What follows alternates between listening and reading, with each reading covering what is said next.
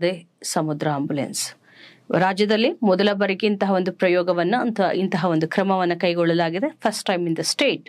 So ಸಮುದ್ರ ambulance, ಮತ್ಸ್ಯ ಆಶಾ ಕಿರಣ ಮತ್ತು ಸಮುದ್ರ ambulance, it's very important. Next ಸಹಕಾರ ಕೋಆಪರೇಟಿವ್ಸ್. ಅಗ್ರಿಕಲ್ಚರ್ ಇಲ್ಲಿ ಮುಗೀತು, ಅಗ್ರಿಕಲ್ಚರಲ್ಲಿ ಸ್ಕೀಮ್ಸು. ಓಕೆ, ಸೊ ಅದಾದ ನಂತರ ನಿಮ್ಮ ಅನಿಮಲ್ ಹಸ್ಬೆಂಡ್ರಿ, ರೇಷ್ಮೆ, ದೆನ್ ಹಾರ್ಟಿಕಲ್ಚರ್ ನೋಡಿದ್ವಿ, ಅನಿಮಲ್ ಹಸ್ಬೆಂಡ್ರಿ, ಅದಾದ್ಮೇಲೆ ಫಿಶರೀಸ್ ಆಯಿತು. ಈಗ ಕೋಆಪರೇಟಿವ್ಸ್, ಸಹಕಾರ.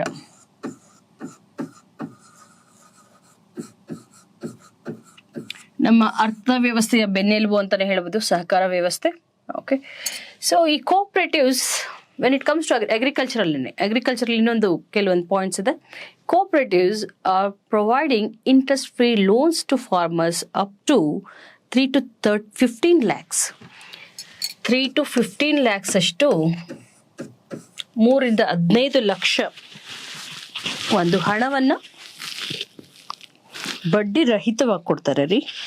Okay, without taking any interest. So ಇದು ಕೋಆಪರೇಟಿವ್ಸ್ ಕೊಡ್ತಾ ಇದೆ. ಅದಕ್ಕೆ ಇದನ್ನ ನಾವು ಗ್ರಾಮೀಣ ಅರ್ಥವ್ಯವಸ್ಥೆಯ ಬೆನ್ನೆಲುಬು ಅಥವಾ ಜೀವನಾಡಿ ಅಂತ ಕೂಡ ಕರಿತೇವೆ. It's the backbone of rural economy, cooperatives. Okay, almost 36 lakh ರೈತರಿಗೆ ಈ ತರ ಒಂದು ಕೋಆಪರೇಟಿವ್ಸ್ ಇಂದ ಸಾಲ ಸಿಗ್ತಾ ಇದೆಯಂತೆ. Right, next will come to ಇದರಲ್ಲೇನೆ ನೆಕ್ಸ್ಟ್ ಟಾಪಿಕ್ ಅಗ್ರಿಕಲ್ಚರಲ್ಲಿ minimum support price. Minimum support price ಅಂತಂದ್ರೆ ಕನಿಷ್ಠ ಬೆಂಬಲ ಬೆಲೆ, MSP. ಮಿನಿಮಮ್ ಸಪೋರ್ಟ್ ಪ್ರೈಸ್, ಕನಿಷ್ಠ ಬೆಂಬಲ ಬೆಲೆ. ನೋಡಿ, ಒಂದು ಕ್ರಾಪ್ ಇದೆ ಅಂತಂದ್ರೆ ಆ ಕ್ರಾಪ್ಗೆ ಮಿನಿಮಮ್ ಸಪೋರ್ಟ್ ಪ್ರೈಸ್ ಯಾಕೆ ಕೊಡ್ತಾರೆ ಗೌರ್ಮೆಂಟ್ ಅಂತ ಗೊತ್ತಿರಬೇಕು. ಯಾವ್ದು ಕ್ರಾಪ್ ಅಂತಂದ್ರೆ ಈಗ ರೈಸ್ ಅಂತ ಅನ್ಕೊಳ್ಳಿ. ರೈಸ್ ಈ ವರ್ಷದಲ್ಲಿ ಸಿಕ್ಕಾಬಟ್ಟೆ ಒಳ್ಳೆ ಮಾನ್ಸೂನ್ ಆಗಿದೆ. ಸೌತ್ ವೆಸ್ಟ್ ಮಾನ್ಸೂನ್ ಮೇಲೆ ನಾವು ಡಿಪೆಂಡ್ ಆಗಿರೋದು, ನೈಋತ್ಯ ಮಾನ್ಸೂನ್. ಸೊ ಒಳ್ಳೆ ರೈನ್ಫಾಲ್ ಆಗಿದೆ ಬಿಕಾಸ್ ಆಫ್ ಲಾನಿನ ಎಫೆಕ್ಟು ಕೂಡ ಇರುತ್ತೆ. ಎಲ್ಲಿನೋ ಇದ್ರೆ ಡ್ರಾಟ್ ಆಗುತ್ತೆ, ಲಾನಿನ ಇದ್ರೆ ಗುಡ್ ಮಾನ್ಸೂನ್ ಆಗುತ್ತೆ ಅಲ್ವಾ. ಒಳ್ಳೆ ರೈನ್ಫಾಲ್ ಆಗಿದೆ.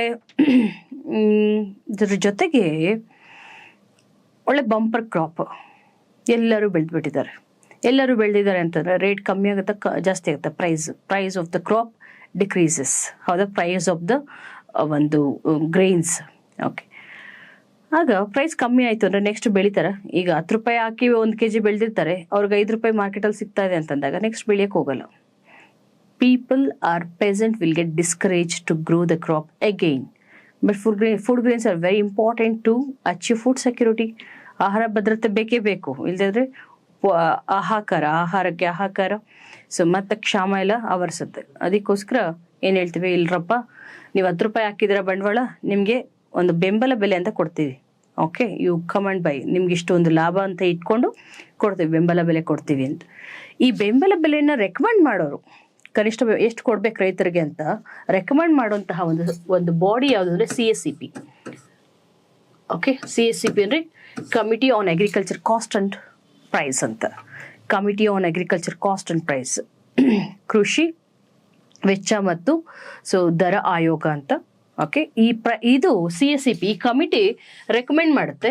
ಲಾಸ್ಟ್ಗೆ ಇದಕ್ಕೆ ಹೌದು ಎಸ್ ಅಂತ, ಎಸ್ ಆರ್ ನೋ ಅಂತ ಹೇಳಿ ಫೈನಲೈಸ್ ಮಾಡೋದು ಯಾರು ಅಂತಂದ್ರೆ cabinet committee on economic affairs. Okay, so ಆರ್ಥಿಕ ವ್ಯವಹಾರಗಳ ಸಚಿವ ಸಂಪುಟ ಇದಕ್ಕೆ ಓಕೆ ಅಂತ ಹೇಳುತ್ತೆ, ಆವಾಗ MSP ಕೊಡ್ತಾರೆ. ಈಗ ಯಾಕೆ ನ್ಯೂಸಲ್ಲಿ ಇದೆ, ಬಜೆಟಲ್ಲಿ ಯಾಕೆ ಇದನ್ನ ಮೆನ್ಷನ್ ಮಾಡಿದ್ದಾರೆ ಅಂತಂದ್ರೆ, ನಾವು ನಮ್ಮ ಕರ್ನಾಟಕದಲ್ಲಿ 26 ಬೆಳೆ ಕೊಡಿ ಅಂತ ಕೇಳ್ತಾ ಇದ್ದೀವಿ. We are asking for 26 crops. Okay, 26 crops ಕೇಳ್ತಾ ಇದ್ದೀವಿ. ಬಟ್ ಗೌರ್ಮೆಂಟ್ ಕೊಟ್ಟಿರೋದು ನಮಗೆ ಎಷ್ಟು, ಓನ್ಲಿ 16 ಕ್ರಾಪ್ಸ್, 16 ಕ್ರಾಪ್ ಕೊಡ್ತಿದ್ದಾರೆ. ಇಂಡಿಯಾದಲ್ಲಿ 22+1 23 ಕ್ರಾಪ್ಸ್. 1 ಯಾವುದು, FRP ಅಂದ್ರೆ fair and remunerative price, sugar ಕೇನಿಗೆ ಕೊಡ್ತಾರೆ. ಓಕೆ, ಇನ್ನು 22 MSP ಕೊಡ್ತಾರೆ. ಓಕೆ, ಸೊ 23 ಕ್ರಾಪ್ಸ್ಗೆ ಸರ್ಕಾರ ಕೊಡ್ತಾ ಇದೆ ಬೇರೆ ಸರ್ಕಾರದಿಂದ ಅಥವಾ ಬೇರೆ ರಾಜ್ಯಗಳಿಂದ. ಬಟ್ ನಮ್ಮ ರಾಜ್ಯಕ್ಕೆ ಕೊಡ್ತಾ ಇರೋದು 16 ಬೆಳೆಗೆ. ನಾವು ಇದನ್ನ 26ಕ್ಕೆ ಹೆಚ್ಚಿಸಿ ಅಂತ ಕೇಳ್ತಿದ್ವಿ.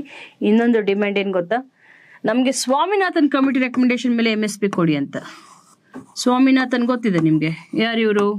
ಹಸಿರು ಕ್ರಾಂತಿಯ ಪಿತಾಮಹ, ಮೂರು ನ್ಯೂಸಿಗೆ ಇವರು 3-4 ನ್ಯೂಸ್ ಇವ್ರದ್ದೇನು ನೋಡ್ಬೋದು ಅಂದರೆ ಸ್ವಾಮಿನಾಥನ್ ಒಂದು father of green revolution recently has passed ಅವೇ. ಹೌದಾ, ಇತ್ತೀಚೆಗೆ ಅವರಿಗೆ ಭಾರತ ರತ್ನ ಕೂಡ ಸಿಕ್ಕಿದೆ, ಭಾರತ ರತ್ನ ಪ್ರಶಸ್ತಿ.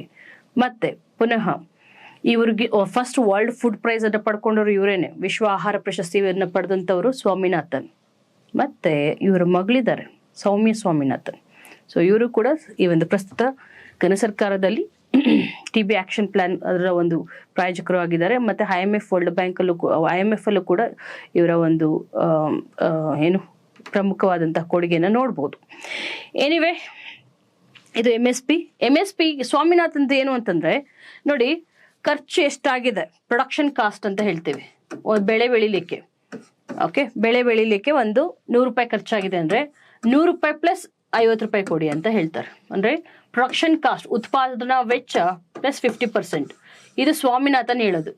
ಅಗ್ರಿಕಲ್ಚರ್ ಕಮಿಷನ್ ಅಂತ ಒಂದು ಮಾಡ್ತಾರೆ, ಅಗ್ರಿಕಲ್ಚರ್ ಪ್ರೈಸ್ ಕಮಿಷನ್ ಅಂತ. ಸೊ ಕೃಷಿ ಬೆಲೆ ಆಯೋಗ ಅಂತ, ಅದರ ಒಂದು ಉಸ್ತುವಾರಿನ ಸ್ವಾಮಿನಾಥನ್ ಹೊಂದಿರ್ತಾರೆ. ಅವ್ರು ರೆಕಮೆಂಡ್ ಮಾಡೋದು ಇಷ್ಟು. MSP ಎಷ್ಟು ಕೊಡಬೇಕು, ಕನಿಷ್ಠ ಬೆಂಬಲ ಬೆಲೆ ಎಷ್ಟು ಕೊಡಬೇಕು ಅಂತಂದ್ರೆ ಪ್ರೊಡಕ್ಷನ್ ಕಾಸ್ಟ್ ಪ್ಲಸ್ 50%, ಉತ್ಪಾದನಾ ವೆಚ್ಚ ಪ್ಲಸ್ 50% ಅಷ್ಟು ಲಾಭವನ್ನು ಕೊಡಬೇಕು ಅಂತ, ಅದರ ಪ್ರಕಾರ ಕೊಡಿ ಅಂತ ನಮ್ಮ ಸರ್ಕಾರ, ಕೇಂದ್ರ ಸರ್ಕಾರವನ್ನ ಕೇಳ್ತಾ ಇದೆ.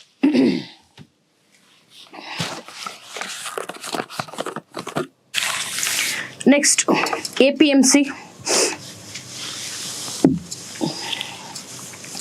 APMCಗಳಲ್ಲೂ ಕೂಡ ಬಹಳಷ್ಟು ಸುಧಾರಣೆ ತರಬೇಕು ಅಂತಿದ್ದಾರೆ. With respect to APMCs, they want to bring some reforms. ಏನ್ ರಿಫಾರ್ಮ್ಸ್ ಅಂದ್ರೆ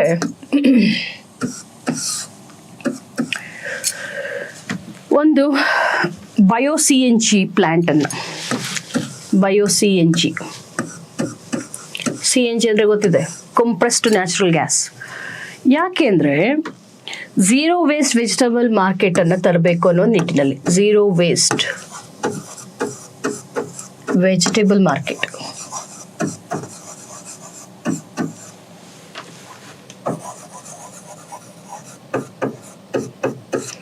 ಝೀರೋ ವೇಸ್ಟ್ ವೆಜಿಟೇಬಲ್ ಮಾರ್ಕೆಟ್ ಅಂದ್ರೆ ನೋಡಿ, APMCಗಳ ಕಡೆ ಹೋಗಿ ಅಥವಾ ತರಕಾರಿ ಮಂಡಿ ಅಲ್ಲೆಲ್ಲ ನೋಡಿದ್ರೆ ಬರೀ ಕೆಟ್ಟ ವಾಸನೆ ಇರುತ್ತೆ, ಕೊಳ್ತೋಗಿರುತ್ತೆ, ಹಣ್ಣು ತರಕಾರಿ ಹೂವು ಎಲ್ಲ ಕೊಳ್ತು ನಾರ್ತಾ ಇರುತ್ತೆ.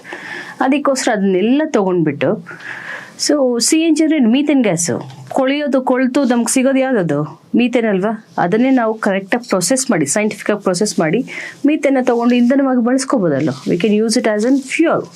ಸೊ ಅದಕ್ಕೋಸ್ಕರ ಈ ಒಂದು APMCಗಳನ್ನ ಏನ್ ಮಾಡ್ತಿದ್ದಾರೆ, ಬಯೋ-CNG ಪ್ಲಾಂಟ್ ಅನ್ನ ನಿರ್ಮಾಣ ಮಾಡಬೇಕು ಅಂತ ಹೇಳ್ತಿದ್ದಾರೆ. ಓಕೆ, ಸೊ ನೆಕ್ಸ್ಟ್ ಇದಾದ್ಮೇಲೆ ಸೆಕೆಂಡ್ ಥಿಂಗ್ ಏನಪ್ಪಾ ಅಂತಂದ್ರೆ, ಈ ವೆಹಿಕಲ್ಸ್ ಅಂತ ಕೇಳಿದ್ದೀರಾ, ಈ ವೆಹಿಕಲ್ಸ್, ಈ ವಾಹನಗಳು, ಲಿಥಿಯಂ ಅಯಾನ್ ಬ್ಯಾಟ್ರೀಸ್, ಈ ವಾಹನಗಳ ಚಾರ್ಜಿಂಗ್ ಸ್ಟೇಷನ್ಗಳನ್ನ APMC ಪ್ರಿಮೈಸಸ್ ಅಲ್ಲಿ ಎಸ್ಟಾಬ್ಲಿಷ್ ಮಾಡಬೇಕು ಅಂತ. APMC ಆವರಣಗಳಲ್ಲಿ ಜಾಗ ಇಲ್ಲ, ಜಾಗದ ಕೊರತೆ, ಸ್ಥಳಾವಕಾಶದ ಕೊರತೆ. ಅದಕ್ಕೋಸ್ಕರ we are about to build this ಈ ವೆಹಿಕಲ್ಸ್ ಒಂದು ಚಾರ್ಜಿಂಗ್ ಸ್ಟೇಷನ್ಸ್ ನಿಯರ್ ಎಲ್ಲಿ, ಈ ಒಂದು APMC ಪ್ರಮೈಸಸ್ ಅಲ್ಲಿ.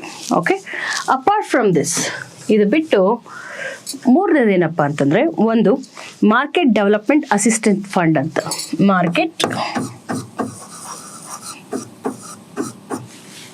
Marketing development assistance fund.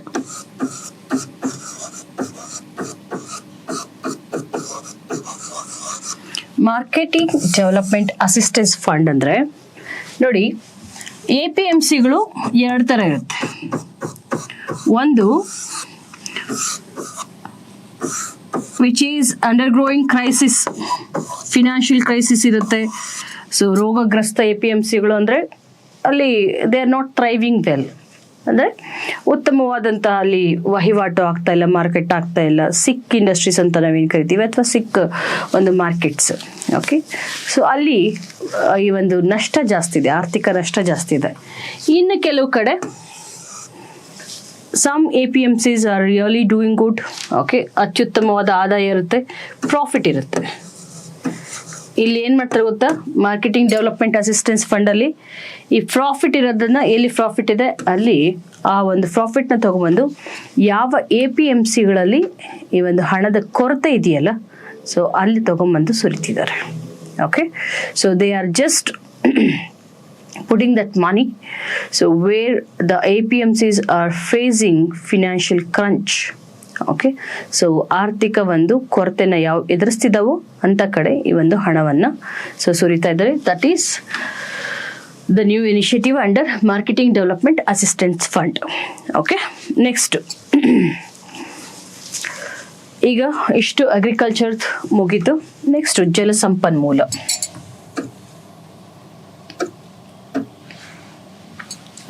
water resources.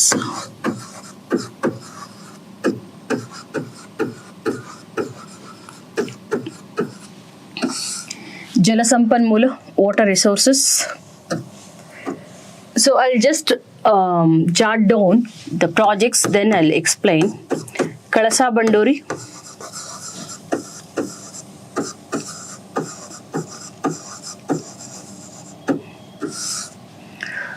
then Navali balancing reservoir,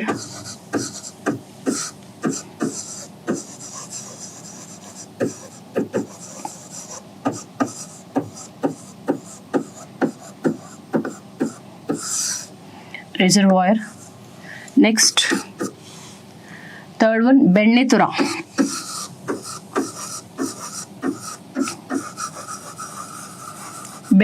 project. ನೋಡೋಣ. First Kalasa Banduri. So very important Kalasa Banduri. ನಿಮಗೆಲ್ಲ ಗೊತ್ತೇ ಇದೆ, ನಮ್ಮ ಮಹದಾಯಿ ನದಿಯ ಒಂದು ವ್ಯಾಜ್ಯ. ಮಹದಾಯಿ, ಇದನ್ನು ಗೋವಾದಲ್ಲಿ ಮಾಂಡೋವಿ ಅಂತೀವಿ. It's a dispute. Kalasa Banduri project, it's a dispute project between Karnataka and Goa. Karnataka Goa ನಡುವಿನ ಒಂದು ವಿವಾದಿತ ಯೋಜನೆ. ಈ ಕಳಸಾ ಮತ್ತು ಬಂಡೂರಿ ಎರಡು ನಾಲಗಳು ಮಹದಾಯಿ ನದಿಯ, ಮಹಾನದಿ ಬೇರೆ, ಅದು ಒಡಿಶಾದಲ್ಲಿದೆ. ಮಹದಾಯಿ ನದಿಯ ಎರಡು ಕಾಲುವೆಗಳು. ಓಕೆ, ಈ ಕಳಸಾ ಬಂಡೂರಿಲಿ ಏನು ಮಾಡ್ತಿದ್ದಾರೆ ಅಂದರೆ, ಈ ಎರಡು ನಾಲೆಗಳು ಕಳಸಾ ಮತ್ತು ಬಂಡೂರಿ ಎರಡು ನಾಲೆಗಳಿಂದ ನೀರನ್ನು ತಗೊಂಡು ಈ ಒಂದು ಮಲಪ್ರಭಾ ಡ್ಯಾಮಿಗೆ, ಮಲಪ್ರಭಾ ನದಿಗೆ ಹರಿಸ್ತಾರೆ. ಡ್ಯಾಮ್ಗಳನ್ನು ನಿರ್ಮಾಣ ಮಾಡಿ ಓಕೆ, ಆ ನೀರನ್ನು ಮಲಪ್ರಭಾ ನದಿಗೆ ಹರಿಸ್ತಾರೆ. ಮಲಪ್ರಭಾ ನದಿಗೆ ಹರಿಸಿ ಉತ್ತರ ಕರ್ನಾಟಕ ಕೆಲವು ಜಿಲ್ಲೆಗಳಿಗೆ, ಬಾಗಲಕೋಟ, ಓಕೆ, ಸೊ ಬೆಳಗಾಂ, ಹುಬ್ಳಿ, ಧಾರವಾಡ, ಗದಗ್, ಈ ಒಂದು ಜಿಲ್ಲೆಗಳಿಗೆ ನೀರನ್ನು ಹರಿಸ್ಬೇಕು ಅಂತಿದ್ದಾರೆ, ಕುಡಿಯುವ ನೀರು ಎಸ್ಪೆಷಲಿ. ಇದಕ್ಕೆ ಸೊ ಸಹಮತಿ ಕೊಡದೇ ಇರೋದು ಯಾರು? ಆಬ್ವಿಯಸ್ಲಿ ಗೋವಾ. ಯಾಕಂದರೆ ಈ ಮಹದಾಯಿ ಇದೆಯಲ್ಲ, it's A life line of ಗೋವಾದ ಜೀವ ನದಿ ಅಂತ ಕರಿತೇವೆ. ಪಾಪ ಅವರು ಕುಡಿಯೋ ನೀರು ಫ್ರೆಶ್ ವಾಟರ್ ಅಂತ ಇದ್ದರೆ ಅದು ಒಂದೇ ಒಂದು ನದಿ, ಇನ್ನೆಲ್ಲ ಉಪ್ಪು ನೀರು, saline water, ingress of saline water. So ಉಪ್ಪು ನೀರೆಲ್ಲ ಒಳಗೋಗ್ಬಿಡುತ್ತದೆ ಇದೇನಾದರೂ ಪ್ರಾಜೆಕ್ಟ್ ಮಾಡಿದ್ರೆ ಅಂತ ಅವರ ಒಂದು ಭೀತಿ ಇದೆ. ಈ ಒಂದು ಗೋವಾ ನದಿಗಿರೋ ಫ್ರೆಶ್ ವಾಟರ್ ಸೋರ್ಸ್ ಇದು ಒಂದೇ. ಹಾಗಾಗಿ ಬೇಡಪ್ಪ, ನಾವು ಹೇಳ್ತಾ ಇರೋದು, ನಾವೇನು ಎಕ್ಸೆಸ್ ವಾಟರ್ ಕೇಳ್ತಾ ಇಲ್ಲ, ಇರೋ ಸಮುದ್ರಕ್ಕೆ ಹೋಗ್ತಾರೋ ನೀರನ್ನ ಸುಮ್ಮನೆ ತಗೋತೀವಿ ಅಂತ. ಇಲ್ಲ, ನೀವು ಹಂಗೆ ಮಾಡೋಕ್ಕೋದ್ರೆ ಎಕೋಲಾಜಿಕಲ್ ಇಂಬ್ಯಾಲೆನ್ಸ್ ಆಗುತ್ತೆ, ಪರಿಸರ ಸಮತೋಲನ ಉಂಟಾಗುತ್ತೆ. ಓಕೆ, ಸೊ ಇದರಿಂದ ಸುಮಾರು ಸಮಸ್ಯೆಗಳಿದೆ ಅಂತ. ಅದಕ್ಕೆ 3.9 TMC ನೀರು, ಈ ಮಹದಾಯಿಯಲ್ಲಿ 3.9 TMC ನೀರಿಗೆ ನಾವು ಇಷ್ಟು ನೀರನ್ನು ಮಹದಾಯಿಗೆ, ಕಳಸಾ ಬಂಡೂರಿಗೆ ಡೈವರ್ಟ್ ಮಾಡ್ಕೊಳ್ಳಿಕ್ಕೆ ಕೇಂದ್ರ ಜಲ ಆಯೋಗ ಅಂದರೆ ಸೊ ಸೆಂಟ್ರಲ್ ವಾಟರ್ ಕಮಿಷನ್ ಇಂದ ನಮ್ಗೆ ಎಲ್ಲರ ಕಡೆಯಿಂದ ತಿರುವಳಿ ಬೇಕು, ಕ್ಲಿಯರೆನ್ಸಸ್ ಬೇಕು. ಅವ್ರು ಕೊಟ್ಟಿದ್ದಾರಂತೆ ಎಷ್ಟು ತಗೊಳ್ಳಿ ಅಂತ. ಮತ್ತೆ ಅರಣ್ಯ ಮಂಡಳಿನೇ ಕೊಡಬೇಕು. We have to seek approval from so ministry of water resources and wildlife, ಅಂದರೆ ಅಲ್ಲಿರುವಂತಹ ವನ್ಯಜೀವಿಗಳಿಗೆ ಕುತ್ತುಂಟಾಗಬಾರ್ದು ಅಂತ. ಸೊ ಇದೆಲ್ಲದರಿಂದನೂ ಕೂಡ ನಾವು ತಿರುವಳಿ ಪಡ್ಕೋಬೇಕು, ಕ್ಲಿಯರೆನ್ಸಸ್ನ ಪಡ್ಕೋಬೇಕು. ಅವರೆಲ್ಲ ಕೂಡ ಕೊಟ್ಟಿದ್ದಾರೆ. ಗೋವಾ ಒಂದು ಸಮ್ಮತಿ ಕೊಡಬೇಕಷ್ಟೆ. ಓಕೆ, 3.9 TMC ನೀರಿಗೆ. ನೆಕ್ಸ್ಟು ನವಲಿ ಸಮತೋಲನ ಅಂತ. ಸೊ ಇದೇನಪ್ಪ ಅಂತಂದರೆ ಬ್ಯಾಲೆನ್ಸಿಂಗ್ ರಿಸರ್ವಾಯರ್ ಪ್ರಾಜೆಕ್ಟ್ ಅಂತಂದರೆ ನವಲಿ ಇರೋದು it is in Koppal. Okay, ಏನಾಗ್ತಿದೆ ಅಂದರೆ TB ತುಂಗಭದ್ರಾ ಡ್ಯಾಮಲ್ಲಿ ಹೂಳು ತುಂಬ್ಕೊಂಬಿಟ್ಟಿದೆ. Okay, so accumulation of siltation ಅಂತ ಹೇಳ್ತೀವಲ್ಲ, so accumulation of siltation in Tungabhadra dam, Tungabhadra ಅಣೆಕಟ್ಟು ಅಥವಾ ಡ್ಯಾಮಲ್ಲಿ. ಸೊ ಈ ಒಂದು ಹೂಳು ತುಂಬಿಕೊಂಡಿರೋದಕ್ಕೆ we are constructing this balancing reservoir in ನವಲಿಯಲ್ಲಿ ಇವದನ್ನು ನಿರ್ವಹಣೆ ಮಾಡ್ತಿದ್ದೀವಿ. ಇದು ಎಷ್ಟು ಅಂತಂದರೆ ಆಲ್ಮೋಸ್ಟ್ 15,000 ಕೋಟಿ ಎಷ್ಟಿದಕ್ಕೆ 15,000 crores we are investing in Navali balancing reservoir. Okay, so next ಇದಕ್ಕೆ ಈ ಬ್ಯಾಲೆನ್ಸಿಂಗ್ ರಿಸರ್ವರ್ ಕಟ್ಟಬೇಕು ಅಂತಂದರೆ ಮತ್ತೆ ನಮಗೆ ಬೇಕಾಗಿರೋದು ಯಾರ್ದ ಒಂದು ಅಪ್ರೂವಲ್ ಅಂತಂದರೆ ಆಂಧ್ರ ಪ್ರದೇಶ್ ಮತ್ತು ತೆಲಂಗಾಣದು. Okay, we have to seek approval from Andhra Pradesh and Telangana. Next ಇದ್ಯಾವುದು ಬೆಣ್ಣೆತೊರ ಯೋಜನೆ ಇದೆಯಲ್ಲ, ಇದೊಂದು ಡ್ರಿಂಕಿಂಗ್ ವಾಟರ್ ಪ್ರಾಜೆಕ್ಟ್. ಯಾರಿಗೆ ಅಂದರೆ ಗುಲ್ಬರ್ಗ ಜನರಿಗೆ, ಕಲಬುರ್ಗಿ ಅಥವಾ ಗುಲ್ಬರ್ಗ ಜನರ ಕುಡಿಯುವ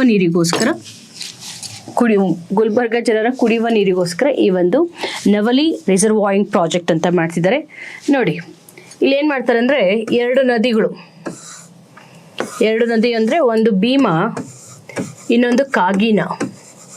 ಭೀಮಾ ಮತ್ತು ಕಾಗಿನ, ಈ ಭೀಮಾ ಮತ್ತು ಕಾಗಿನ ನದಿಯಿಂದ ನೀರನ್ನು ಹರಿಸಿ, ಓಕೆ, ಬೆಣ್ಣೆತೊರೆಯಲ್ಲಿ ಕುಡಿಯೋ ನೀರನ್ನು ಸೊ ಈ ಒಂದು ಜನರಿಗೆ, ಗುಲ್ಬರ್ಗ ಜನರಿಗೆ ಕೊಡಲಾಗುತ್ತೆ. ಕಲಬುರ್ಗಿ ಬೆಣ್ಣೆತೊರೆ ಹತ್ರ ಡ್ಯಾಮ್ ಕಟ್ತಾರೆ. ಭೀಮಾ ಮತ್ತು ಕಾಗಿನ ನದಿ ನೀರನ್ನು ಬಳಸಿ, ಓಕೆ, ಬೆಣ್ಣೆತೊರಲ್ಲಿ ಈ ಒಂದು ಡ್ಯಾಮ್ ಕಟ್ಟಿ ಈ ನೀರನ್ನು ಗುಲ್ಬರ್ಗ ಜನರ ಒಂದು ಕುಡಿಯುವ ನೀರಿನ ಉದ್ದೇಶಕ್ಕಾಗಿ ಇದನ್ನು ಅಂದರೆ ನೀಡಲಾಗುತ್ತೆ. ಒಂದು ಲೈನ್ ಬರ್ಕೊಳ್ಳಿ. To fill Bennethora reservoir from Bhima and Kagina river, channelizing water for drinking purpose. Okay, so ಇಷ್ಟು ನಿಮಗೆ ಈ ಒಂದು 3 ಇಂಪಾರ್ಟೆಂಟ್ ಈ ಒಂದು ವಾಟರ್ ರಿಸೋರ್ಸ್ ಪ್ರಾಜೆಕ್ಟ್ಸ್. ಒಂದು ಕಳಸಾ ಬಂಡೂರಿ, ಎರಡನೇದು ನವಲಿ ಸಮತೋಲನ ಅಥವಾ ನವಲಿ ಬಂದು ಕೊಪ್ಪಳದಲ್ಲಿ, ಅಲ್ಲೇನಿಲ್ಲ ಸಿಲ್ಟೇಷನ್ ಆಗಿರೋದಕ್ಕೆ ತುಂಗಭದ್ರಾ ಡ್ಯಾಮಲ್ಲಿ ಈ ಒಂದು ರಿಸರ್ವಾಯರನ್ನು ಕಟ್ತಾ ಇದ್ದಾರೆ. So balancing ರಿಸರ್ವಾಯರನ್ನು. ನೆಕ್ಸ್ಟು ಅದಾದಮೇಲೆ ಬೆಣ್ಣೆತೊರ ಭೀಮಾ ಮತ್ತು ಕಾಗಿನ.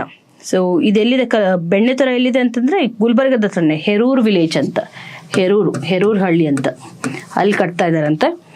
ಓಕೆ, ಸೊ ಕಾಗಿನ ಇದು ಹುಟ್ಟೋದು ತೆಲಂಗಾಣದಲ್ಲಿ. ಕಾಗಿನ ಪ್ರಿಲಿಮ್ಸ್ ಕೇಳ್ಬೋದು ಎಲ್ಲಿ ಹುಟ್ಟುತ್ತೆ ಅಂತ, ತೆಲಂಗಾಣದಲ್ಲಿ ಹುಟ್ಟುತ್ತೆ. ಸೊ ಇದರ ಒಂದು ಯುನಿಕ್ನೆಸ್ ಏನಂದರೆ ಡೆಕ್ಕನ್ ಟ್ರ್ಯಾಪಲ್ಲಿ, ದಕ್ಕನ್ ಪ್ರಸ್ಥಭೂಮಿಯಲ್ಲಿ ಎಲ್ಲ ನದಿಗಳು ಈಸ್ಟ್ ವರ್ಡ್ ಹರಿದ್ರೆ, ಇದೊಂದು though it rises in Deccan trap but it flows westward flowing river in Deccan trap.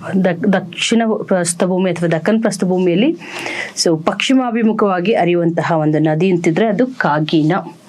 Okay, ಕಾಗಿನ. Bima ಯಾವ ನದಿ ಉಪನದಿ? ಕೃಷ್ಣ. ಓಕೆ, ಸೊ ಇದು ಬೆಣ್ಣೆತೊರ. ಇಷ್ಟು ನೆನ್ಪಿಡ್ಬೇಕು. 3 ಪ್ರಾಜೆಕ್ಟ್ಸ್, ಯಾವ್ದು ಬೇಕಾದ್ರೂ ಕೇಳ್ಬೋದು, ವೆರಿ ಇಂಪಾರ್ಟೆಂಟ್. ನೆಕ್ಸ್ಟ್ ಬೃಂದಾವನ ಕಟ್ಟಬೇಕು ಅಂತ ಇದ್ದಾರೆ. ಬೃಂದಾವನ ಎಲ್ಲಿದೆ? ಬೃಂದಾವನ ಎಲ್ಲರಿಗೂ ಗೊತ್ತೇ ಇದೆ, ಮೈಸೂರು. ಕಟ್ಟಿದಾರಲ್ಲ ಮೇಡಮ್ ಅಂದರೆ ಕಟ್ಟಿದ್ದಾರೆ. ಯಾರು ಕಟ್ಟಿದ್ದು? ಆವಾಗಲೇ ಕಟ್ಟಿದ್ರು. ಯಾರು? ದಿವಾನ್ರು Mirza Ismail. So he has given more importance for beautification of the cities. Okay, so ನಗರಗಳು ಸುಂದರವಾಗಿರಬೇಕು ಅಂತ ಇವರ ಕನಸಾಗಿತ್ತು. ಸೊ ಇದನ್ನು ಕಟ್ಟಿದವರು ಮಿರ್ಜಾ ಇಸ್ಮಾಯಿಲ್.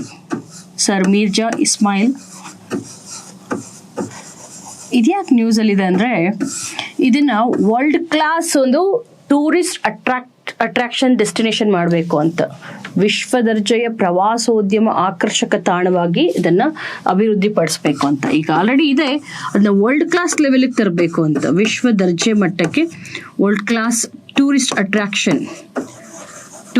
ಅಟ್ರಾಕ್ಷನ್ ಡೆಸ್ಟಿನೇಷನ್ ಅಂತ, ಆಕರ್ಷಕ ತಾಣವಾಗಿ ಇದನ್ನು ಅಭಿವೃದ್ಧಿ ಪಡಿಸ್ಬೇಕು ಅಂತ ಬೃಂದಾವನವನ್ನು ಮೈಸೂರಲ್ಲಿ ಸೊ ಇನ್ನಷ್ಟು ಮೇಲ್ದರ್ಜೆಗೆ ಏರಿಸ್ತಾ ಇದ್ದಾರೆ. Okay, next apart from this ಒಂದು institute water and land management research institute ಅಂತ. ಸೊ ಅದೆಲ್ಲಿ ಅಂದರೆ ಅದನ್ನು ವಾಲ್ಮಿ ಅಂತ, WALMI water and land management institute, WALMI, ಧಾರವಾಡಲ್ಲಿ. ಇಂಪಾರ್ಟೆಂಟ್ ಒನ್ ಲೈನರ್ ಇದು, ಇದಕ್ಕೇನು ಎಕ್ಸ್ಪ್ಲೇಷನ್ ಬೇಕಾಗಿಲ್ಲ. One liner. ವಾಲ್ಮಿ ಅಂದರೆ water and land management institute. So ಇದನ್ನ centre of excellence in water management ಆಗಿ ಉನ್ನತೀಕರಣಗೊಳಿಸಬೇಕು ಅಂತ. ವಾಟರ್ ಮ್ಯಾನೇಜ್ಮೆಂಟಿಗೆ ಅಂದರೆ ಈ ಒಂದು ಉತ್ಕೃಷ್ಟತಾ ಕೇಂದ್ರವಾಗಿ ಇದನ್ನು ಅಭಿವೃದ್ಧಿಪಡಿಸಬೇಕು. ಯಾವ್ದ್ರ ಸಲುವಾಗಿ? ಸೊ ಈ ಒಂದು ಜಲನಿರ್ವಹಣೆಯಲ್ಲಿ ಅದನ್ನು ಉತ್ಕೃಷ್ಟ ಕೇಂದ್ರವಾಗಿ ಉನ್ನತೀಕರಿಸಬೇಕು ಅಂತ ವಾಲ್ಮಿ ಅಂತ. ವಾಲ್ಮಿ ಅಂದರೆ water and land management institute, important, ಧಾರವಾಡದಲ್ಲಿ. ರೈಟ್. ಸೊ ನೆಕ್ಸ್ಟು ಶಾಲಾ ಶಿಕ್ಷಣ, ಸ್ಕೂಲ್ ಎಜುಕೇಷನ್, ವೆರಿ ಇಂಪಾರ್ಟೆಂಟ್. ಯಾಕಂದರೆ ಈ ಬಜೆಟಲ್ಲಿ ಸ್ಪೆಸಿಫಿಕ್ ಸೆಕ್ಟರ್ಸ್ ಅಂತ ತಗೊಂಡ್ರೆ ಹೈಯೆಸ್ಟ್ ಅಲೊಕೇಶನ್ ಯಾವುದಕ್ಕಾಗಿದೆ? ಎಜುಕೇಷನಿಗೆ. ಯಾವ್ದು ಸ್ಕೀಮ್ಸ್ ಅಂತ ಹೇಳ್ಬಿಡ್ತೀನಿ ನೋಡಿ. ಫಸ್ಟ್ ಒನ್ ಬೇರು ಚಿಗುರು.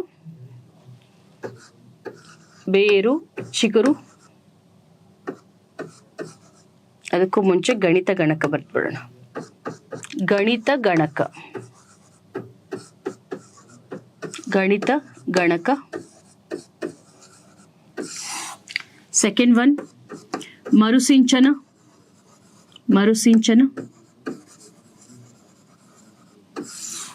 ಥರ್ಡ್ ಒನ್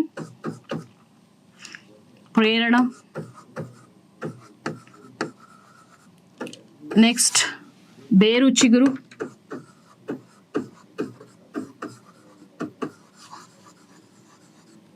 ನೆಕ್ಸ್ಟ್ ನಾವು ಮನುಜರು.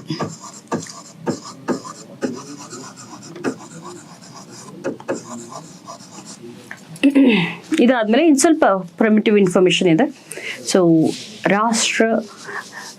ರಾಷ್ಟ್ರೀಯ ಶಿಕ್ಷಣ ನೀತಿ ಅಂತ ನಿಮ್ಗೆಲ್ಲರಿಗೂ ಗೊತ್ತೇ ಇದೆ.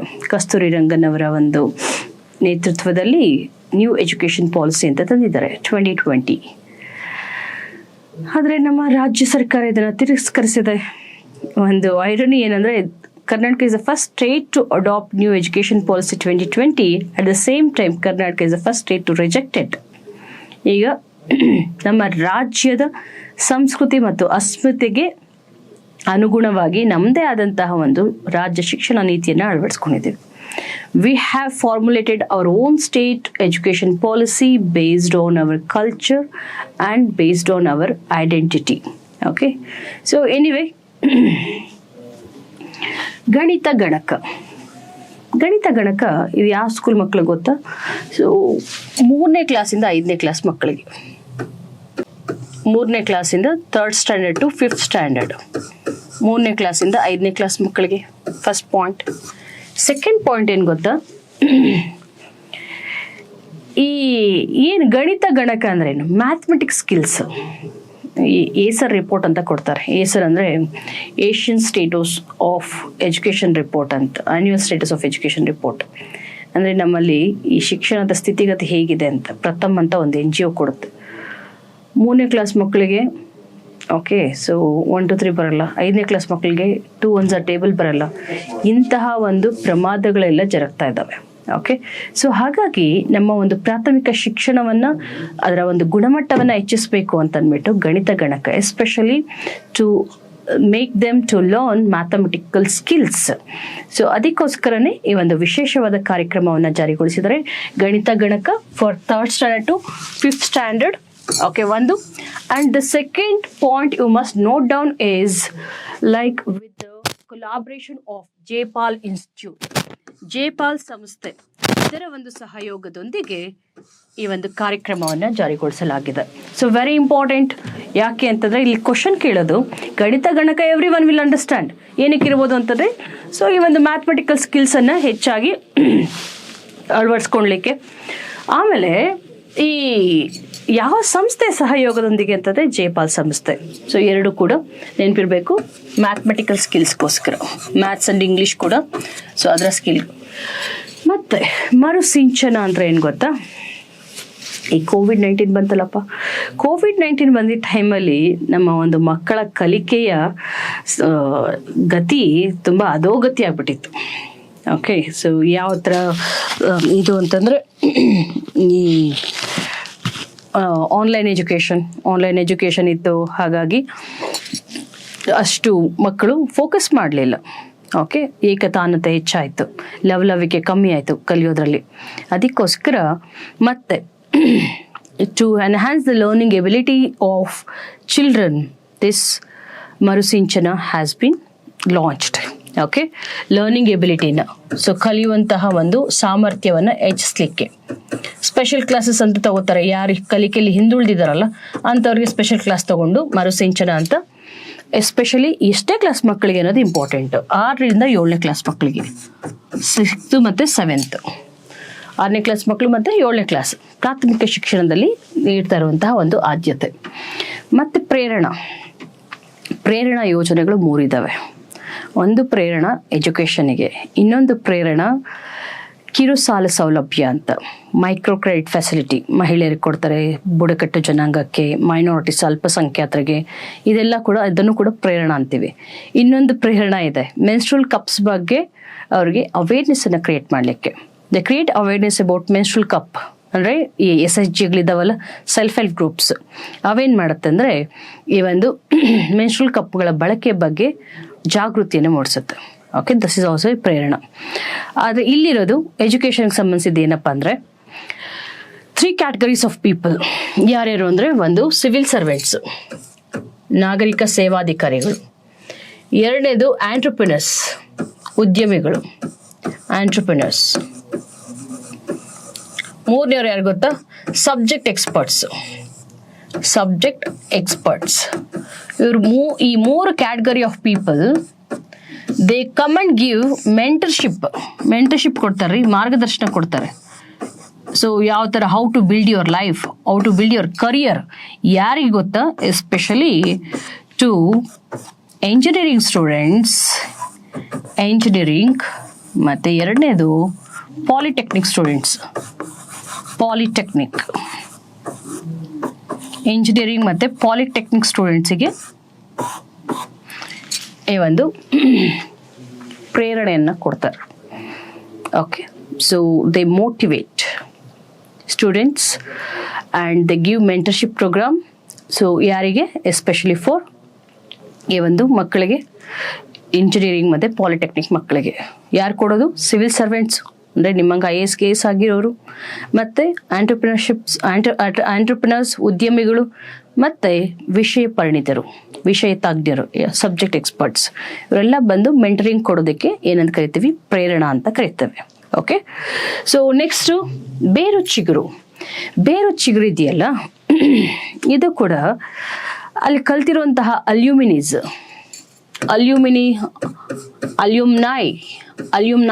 ಆಫ್ ದಟ್ ಕಾಲೇಜ್ ಅಥವಾ ಸ್ಕೂಲ್ಸ್ ಅಲ್ಲಿ ಓದಿರ್ತಾರಲ್ಲಪ್ಪ ಹಳೆ ತಲೆಗಳು. ಸೊ ಆ ಹಳೆ ತಲೆಗಳು ಅಥವಾ ಈ alumnis they have to come and provide guidance, ಅಥವಾ ಆ ಒಂದು ಡೆವಲಪ್ಮೆಂಟಿಗೆ ಆ ಇನ್ಸ್ಟಿಟ್ಯೂಷನ್ಸ್ ದುಡ್ಡು ಕೊಡೋದ್ರಿ. ಈಗ ನೀವು ಓದಿರೋ ಸ್ಕೂಲುಗಳಿಗೆ ಹೋಗಿ ನೀವು ಫಂಡ್ ಮಾಡ್ತಿರಲ್ಲ, ಫಂಡ್ ಮಾಡಿ ಏನಕ್ಕೆ, ಅದರ ಒಂದು ಶಾಲೆಗಳ ಗುಣಮಟ್ಟ ಹೆಚ್ಚಿಸ್ಲಿಕ್ಕೆ, ಇನ್ಫ್ರಾಸ್ಟ್ರಕ್ಚರ್ಗೆ ಇದೆಲ್ಲ ಕೊಡ್ತಿರಲ್ಲ, ಅದನ್ನೇ ನಾನು ಏನಂತ ಹೇಳ್ತೀವಿ ಅಂದರೆ Beru Chiguru. Alumnis of schools and colleges they provide funding and support, ಬೆಂಬಲ ಕೊಡೋದು. They give support. ಯಾವ ಥರ ಸಪೋರ್ಟ್, ಫಿನಾನ್ಷಿಯಲ್ ಆದರೆ ಫಿನಾನ್ಷಿಯಲು, ಯಾವ ಥರ ಆದರೂ ಕೂಡ ಸಪೋರ್ಟ್ ಕೊಡ್ಬೋದು. ಏನಕ್ಕೆ ಅಂದರೆ to increase the standard of the schools and colleges, ಶಾಲೆಗಳ ಅಥವಾ ಕಾಲೇಜುಗಳ ಗುಣಮಟ್ಟವನ್ನು ಹೆಚ್ಚಿಸಲಿಕ್ಕೆ. So this is very important scheme, that is the need of an hour. ಈಗ ಅಗತ್ಯವಿರುವಂತಹ ಒಂದು ಯೋಜನೆ ಯಾವುದು ಅಂದರೆ, ನಾವು ಮನುಷ್ಯರು, ಹೌದು ನಾವೆಲ್ಲ ಮನುಷ್ಯರೇ, ಆದರೆ ರಾಕ್ಷಸರಾಗ್ತಿದ್ದೀವಿ. ಧರ್ಮ, ಜಾತಿ, ಸೊ ಈ ಒಂದು ವರ್ಗಭೇದ, ಲಿಂಗಭೇದ ಇವೆಲ್ಲದರ ಒಂದು ಮಧ್ಯದಲ್ಲಿ ಕೋಮು ವಿಷ ಬೀಜಗಳನ್ನು ನಮ್ಮ ಮಕ್ಕಳ ಮನಸ್ಸಲ್ಲೂ ಕೂಡ ಬಿತ್ತುತ್ತಾ ಇದ್ದಾರೆ.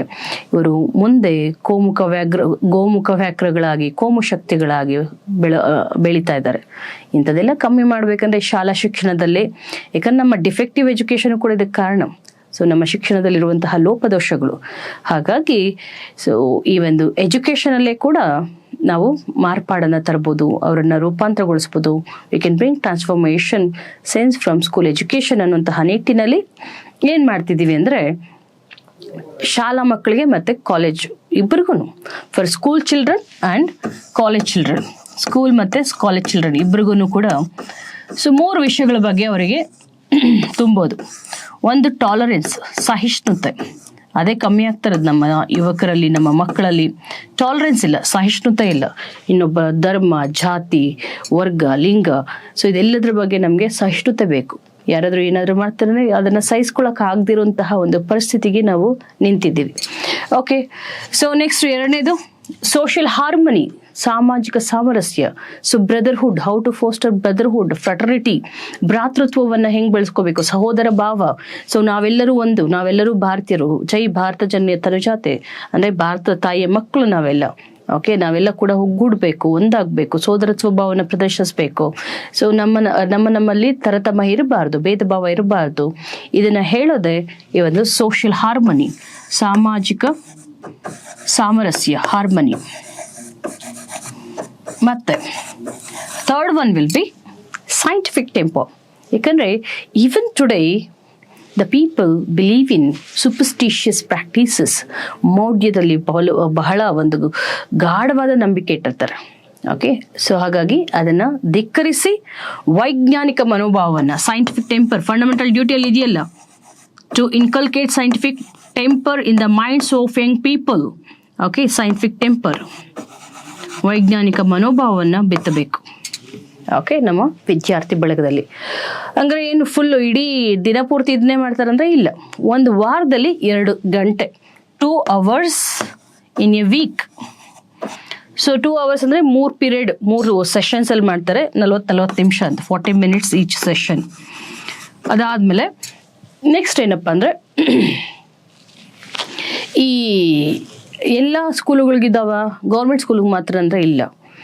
ಏಡೆಡ್, ಗೌರ್ಮೆಂಟ್ ಸ್ಕೂಲ್ಸು, ಅನ್ಏಡೆಡು, ಅನುದಾನ ರಹಿತ, ಅನುದಾನ ಸಹಿತ ಎಲ್ಲ ಸ್ಕೂಲ್ಸ್ಗೂ ಇದು ಅನ್ವಯ ಆಗುತ್ತೆ. Not only government schools, also private schools and aided schools. Okay, ಅನುದಾನ ರಹಿತ ಖಾಸಗಿ ಮತ್ತು ಸರ್ಕಾರಿ ಶಾಲೆಗಳು ಎಲ್ಲರಿಗೂ ಕೂಡ ಅನ್ವಯ. ಯಾಕೆ ಬರೀ ಸರ್ಕಾರಿ ಶಾಲೆಯಲ್ಲಿ ಕಲಿತಿರೋ ಮಕ್ಕಳು ಅವರಷ್ಟೇ ನಾವು ಮನುಜರಾದರೆ ಸಾಕ, ಎಲ್ಲರೂ ಕೂಡ ಆಗಬೇಕಲ್ವ. ಓಕೆ, ಈ ನಿಟ್ಟಿನಲ್ಲಿ ಈ ಒಂದು 5 ಎಜುಕೇಷನ್ ಸ್ಕೀಮ್ಸ್. ಹಿಂದೆ ಇನ್ನು ಪ್ರಬುದ್ಧ ಅಂತ ಯೋಜನೆ ಇತ್ತು. ಪ್ರಬುದ್ಧ ಅಂದರೆ ಏನು, ಈ SC/ST ಮಕ್ಳು ಇರ್ತಾರಲ್ಲಪ್ಪ, ಅವ್ರೇನಾದರೂ if they want to pursue higher education in foreign universities, the state will fund them. ಅಂದರೆ ವಿದೇಶಗಳಲ್ಲಿ, ವಿದೇಶಿ ವಿಶ್ವವಿದ್ಯಾಲಯಗಳಲ್ಲಿ ನಮ್ಮ ಪರಿಶಿಷ್ಟ ಜಾತಿ ಮತ್ತು ಪಂಗಡದವರು ವಿದ್ಯೆ ಪಡ್ಕೋಬೇಕು, ಶಿಕ್ಷಣ ಪಡ್ಕೋಬೇಕು ಅಂದರೆ ಅದಕ್ಕೆ ರಾಜ್ಯ ಸರ್ಕಾರ ಅನುದಾನ ಕೊಡುತ್ತೆ. ಅದನ್ನು ಪ್ರಬುದ್ಧ ಅಂತದ್ದು ಕ್ವೈಟ್ ಓಲ್ಡ್ ಸ್ಕೀಮ್. ಮತ್ತು ಸಂಭ್ರಮ ಶನಿವಾರ ಅಂತ ಮಾಡೋರು. ಸಂಭ್ರಮ ಶನಿವಾರ ಅಂತಂದರೆ ಅಂದರೆ ಈ ಮಕ್ಕಳಿಗೆ ಪಾಪ ಬ್ಯಾಗು, ಸ್ಕೂಲುಗಳು ಇವೆಲ್ಲ ಜಾಸ್ತಿ ತೂಕಕ್ಕೆ ಏನಾಗ್ತಿತ್ತು ಅವ್ರಿಗೆ, ಈ ಬೋನ್ ಡಿಫಾರ್ಮಿಟೀಸ್. ಓಕೆ, ತೂಕ ಎಲ್ಲ ಎತ್ತಿ ಈ ಬಗ್ಗೋಗ್ಬಿಟ್ಟಿದ್ರು. ಅದಕ್ಕೆ ಈಗ ತಿಂಗಳ 3ನೇ ಶನಿವಾರದಲ್ಲಿ ಬ್ಯಾಗ್ ಇಲ್ಲ, bagless schools on Saturdays, 3rd Saturday of every month, ಅದು ಸಂಭ್ರಮ ಶನಿವಾರ.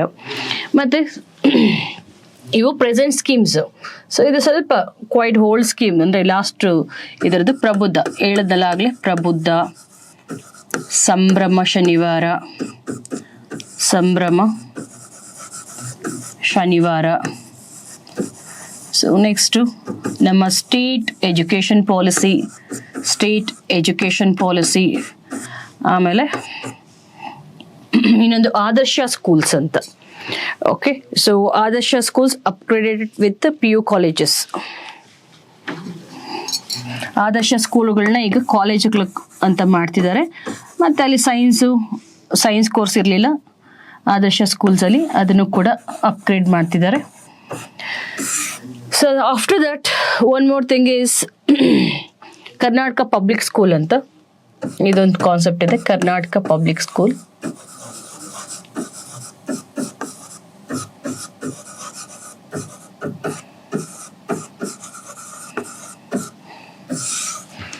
ಕರ್ನಾಟಕ ಪಬ್ಲಿಕ್ ಸ್ಕೂಲಲ್ಲಿ ಸೊ ಪ್ರೀ ಪ್ರೈಮರಿ ಸ್ಕೂಲಿಂದ ಪ್ರೀ ಯೂನಿವರ್ಸಿಟಿ ಸ್ಕೂಲು ಎಲ್ಲ ಒಂದೇ ರೂಫ್ ಕೆಳಗಡೆ. ಓಕೆ, ಒಂದ್ಸತಿ ನೀವು ಅಡ್ಮಿಷನ್ ತಗೊಂಡ್ರೆ ನಿಮ್ದು PU ಮುಗಿಯೋ ತನಕ ಆಚೆ ಬರೋಂಗಿಲ್ಲ. ಪ್ರೀ ಪ್ರೈಮರಿ ಟು KPS ಅಲ್ಲಿ KPSC ಅಲ್ಲ, pre primary to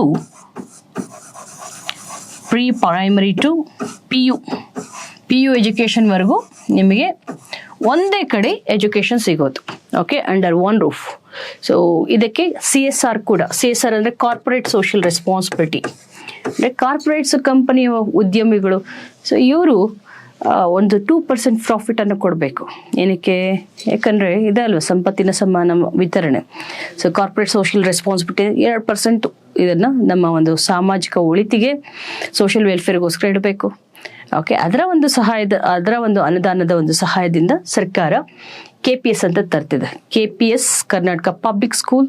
so under one roof the students will get education from pre primary to PU education.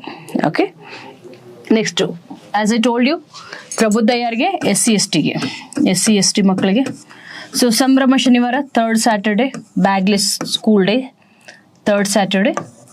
State education policy 2020. So ಇದೇನು ಮಾಡ್ತಿದ್ದಾರೆ ಅಂತಂದರೆ, ಇದರ ಒಂದು ನೇತೃತ್ವ ಯಾರು ವಹಿಸಿದ್ರು? ಇತ್ತೀಚೆಗೆ ಅದನ್ನು 2024ರಲ್ಲಿ ರಿಪೋರ್ಟ್ ಕೊಟ್ಟಿದ್ದು. So recently given report in 2024. ಯಾಕೆಂದರೆ it is in accordance with our state identity and culture. ನಮ್ಮ ಸಂಸ್ಕೃತಿ, ನಮ್ಮ ರಾಜ್ಯದ ಸಂಸ್ಕೃತಿ ಮತ್ತು ನಮ್ಮ ರಾಜ್ಯದ ಅಸ್ಮಿತೆ ಬೇರೆ ಇದೆ. ಅದಕ್ಕೆ ಅನುಸಾರವಾಗಿ ನಾವು ನಮ್ಮದೇ ಆದಂತಹ ಶಿಕ್ಷಣ ನೀತಿಯನ್ನು ಅನುಸರಿಸ್ತೀವಿ ಅಂತ. ಯಾಕಂದರೆ ಸ್ಟೇಟ್ ಎಜುಕೇಷನ್ ಬಂದು ಕನ್ಕರೆಂಟ್ ಲಿಸ್ಟಲ್ಲಿ ಇದೆಯಲ್ಲಪ್ಪ, state can formulate their own education policy. Okay, so ಯಾರು ಇದರ ನೇತೃತ್ವವನ್ನು ಹೊಂದಿದ್ರು ಅಂದರೆ Sukhdev Thorat.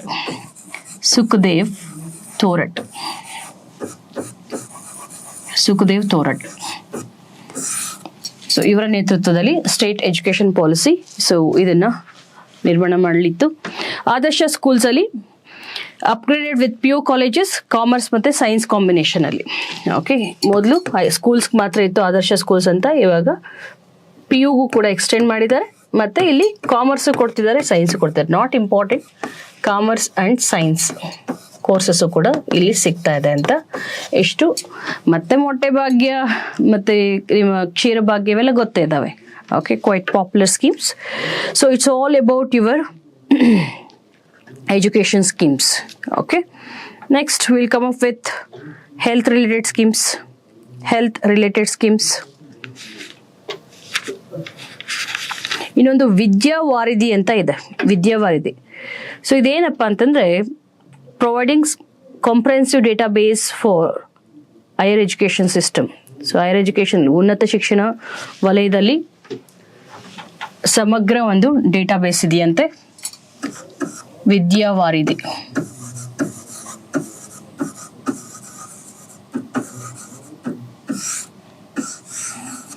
comprehensive database. Okay, then we'll move to health ನೋಡೋಣ. ಆರೋಗ್ಯ ವಲಯ. Okay, health is wealth. ಆರೋಗ್ಯವೇ ಭಾಗ್ಯ. ಆದರೆ ಆರೋಗ್ಯಕ್ಕೆ ಹೆಚ್ಚಿನ ಅನುದಾನವನ್ನು ನೀಡ್ತಿಲ್ಲ, ವಿಷಾದನೀಯ ವಿಚಾರ. ಈ ಹೆಲ್ತಲ್ಲಿ ಮೊದಲು ನೋಡಿ, ಈಗ ಆಯುಷ್ಮಾನ್ ಭಾರತ್ ಇದೆ. ಓಕೆ, ಆಯುಷ್ಮಾನ್ ಭಾರತಲ್ಲಿ the BPL households they can get health services. Okay, ಆರೋಗ್ಯ ಸೇವೆಗಳನ್ನು ಅವ್ರು ಪಡ್ಕೋಬೋದು. ಬಟ್ ಸಮಸ್ಯೆ ಏನಂದರೆ,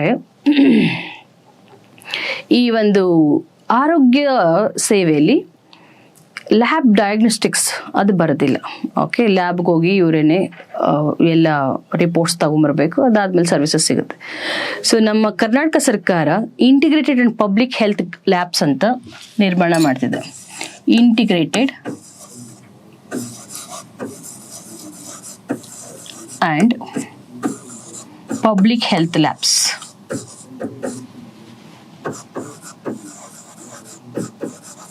ಕನ್ನಡದಲ್ಲಿ ಸಮಗ್ರ ಮತ್ತು ಸಾರ್ವಜನಿಕ ಆರೋಗ್ಯ ಲ್ಯಾಬ್ಗಳು. ಇದನ್ನ ಪ್ರತಿ ಒಂದು ಡಿಸ್ಟಿಕ್ಕಲ್ಲೂ ಕೂಡ ಮುಂದಿನ 4 ವರ್ಷದಲ್ಲಿ, ಓಕೆ, ವಿತಿನ್ 4 years ಪ್ರತಿ ಜಿಲ್ಲೆಯಲ್ಲೂ ಕೂಡ ಇದನ್ನು ತೆರಿಬೇಕು ಅಂತ ಇದ್ದಾರೆ. Okay, this is the one of the objective under integrated public health ಲ್ಯಾಬ್ಗಳು ಅಂದರೆ ಈಗ for example MRI scan, CT scan, x ray ಇವೆಲ್ಲ ಇರ್ತಾವಲ್ಲಪ್ಪ ಲ್ಯಾಬ್ಗಳು. ಇದು ಗೌರ್ಮೆಂಟ್ ಅಂಡರಲ್ಲಿ, ಇವಾಗೆಲ್ಲ ಪ್ರೈವೇಟ್ ಜಾಸ್ತಿ ಇರೋದಲ್ಲ. ಓಕೆ, ಗೌರ್ಮೆಂಟ್ ಅಂಡರಲ್ಲಿ ಈ ಲ್ಯಾಬ್ಗಳನ್ನು ಓಪನ್ ಮಾಡಬೇಕು ಅಂತ. ಸೊ ಇದೆಷ್ಟು ಅಂತಂದರೆ 4 ವರ್ಷದಲ್ಲಿ. ಫ್ರೀನಾ ಅಂದರೆ ಇಲ್ಲ, ಕಮ್ಮಿ ಇರುತ್ತೆ, ಆಫರ್ಡಬಲ್ ಪ್ರೈಸಲ್ಲಿ ಕೊಡ್ತಾರೆ. ಓಕೆ, ಕ್ವಾಲಿಟಿ ಇರುತ್ತೆ ಮತ್ತು ಆಫರ್ಡಬಲ್ ಪ್ರೈಸಲ್ಲಿ ಇರುತ್ತೆ. ನೆಕ್ಸ್ಟು, ಪ್ರತಿ ಜಿಲ್ಲೆಯಲ್ಲಿ ಮಾಡರ್ನ್ ಕ್ರಿಟಿಕಲ್ ಕೇರ್ ಬ್ಲಾಕ್ ಅಂತ ಮಾಡಬೇಕು ಅಂತಿದ್ದಾರೆ. Modern critical care block. So ಪ್ರತಿ ಒಂದು ಜಿಲ್ಲೆಯಲ್ಲೂ ಕೂಡ ಇದನ್ನು ಎವ್ರಿ ಡಿಸ್ಟ್ರಿಕ್ಟ್ ಇಲ್ಲಿ ಕೂಡ ಕ್ವಾಲಿಟಿ ಹೆಲ್ತ್ ಸರ್ವಿಸನ್ನು ಕೊಡಬೇಕು ಅಂತ. ನೆಕ್ಸ್ಟು, ಸ್ಟ್ರೋಕ್ಗೆ ಒಂದು ಥ್ರೋಂಬೋಲಿಟಿಕ್ ಔಷಧ ಅಂತ ಕೊಡ್ತಾರೆ. ಸ್ಟ್ರೋಕ್ ಆದವ್ರಿಗೆ ಆಲ್ಮೋಸ್ಟ್ ಇಟ್ ಕಾಸ್ಟ್ 50,000 ಹಂಗೇನೋ ಇದೆ. ಓಕೆ, ಸೊ ಆ ಒಂದು ಇಂಜೆಕ್ಷನ್ನ ವಿತಿನ್ ಸ್ಟ್ರೋಕ್ ಆಗಿದ್ದು 1 ಅವರಲ್ಲೇ ಔಷಧ ಕೊಡಬೇಕು. ಆವಾಗ ಸೊ ಬೇಗ ರಿಕವರ್ ಆಗೋ ಚಾನ್ಸಸ್ ಇರುತ್ತೆ. ಓಕೆ, ಅದನ್ನ ಫ್ರೀಯಾಗಿ ಕೊಡ್ತಿದೆ ಸರ್ಕಾರ, ಥ್ರೋಂಬೋಲಿಟಿಕ್ ಮೆಡಿಸಿನ್ ಅಂತ. ಸ್ಟೆಮಿ ಚಿಕಿತ್ಸೆ ಅಂತ ಕೊಡ್ತಿದೆ. ಸ್ಟೆಮಿ ಚಿಕಿತ್ಸೆ ಅಂತಂದರೆ ಹೃದ್ರೋಗಕ್ಕೊಳಗಾದವ್ರಿಗೆ ಮತ್ತು ಸ್ಟ್ರೋಕ್ಗೊಳಗಾದವ್ರಿಗೆ ವಿತಿನ್ 1 ಅವರಲ್ಲಿ, ಗೋಲ್ಡನ್ ಅವರ್ ಅಂತ ಏನು ಹೇಳ್ತೀವಿ, ಆ 1 ಅವರಲ್ಲಿ ಅವ್ರಿಗೆ ಚಿಕಿತ್ಸೆಯನ್ನು ಕೊಡಬೇಕು. ಓಕೆ, ಸೊ ಅದಕ್ಕೆ ಈ ಒಂದು ಟೆನೆಕ್ಟ್ ಪ್ಲಸ್ ಅಂತ ಒಂದು ಇಂಜೆಕ್ಷನ್ನು, ಅದು ಹೃದ್ರೋಗಕ್ಕೆ. ಮತ್ತು ಇನ್ನೊಂದು ಇದು ಥ್ರೋಂಬೋ ಥೆರಪಿ ಅಂತ ಅಂದ್ಬಿಟ್ಟು, ಓಕೆ, ಥ್ರೋಂಬೋಲಿಟಿಕ್ ಮೆಡಿಸಿನ್ಸ್ ಅದನ್ನು ಕೊಡ್ತಾರೆ.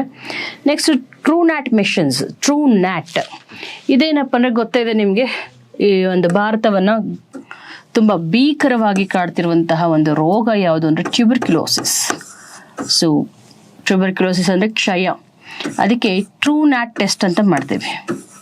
ಟ್ರೂನ್ಯಾಟ್ ತುಂಬ ಅಥೆಂಟಿಸಿಟಿ ಇರುತ್ತೆ, ನಿಖರವಾದಂತಹ ಒಂದು ರಿಸಲ್ಟ್ಸ್ ನಮ್ಗೆ ಸಿಗುತ್ತೆ.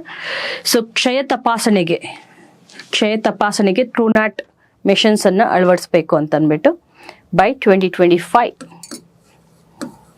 ಯಾಕಂದರೆ ಕಫ ಪರೀಕ್ಷೆ ಕೆಲವು ಸತಿ ಅಂದರೆ ಇದ್ರೂ ಕೂಡ we could not able to find the bacteria. So tuberculosis causing bacteria ಯಾವುದು? Mycobacterium.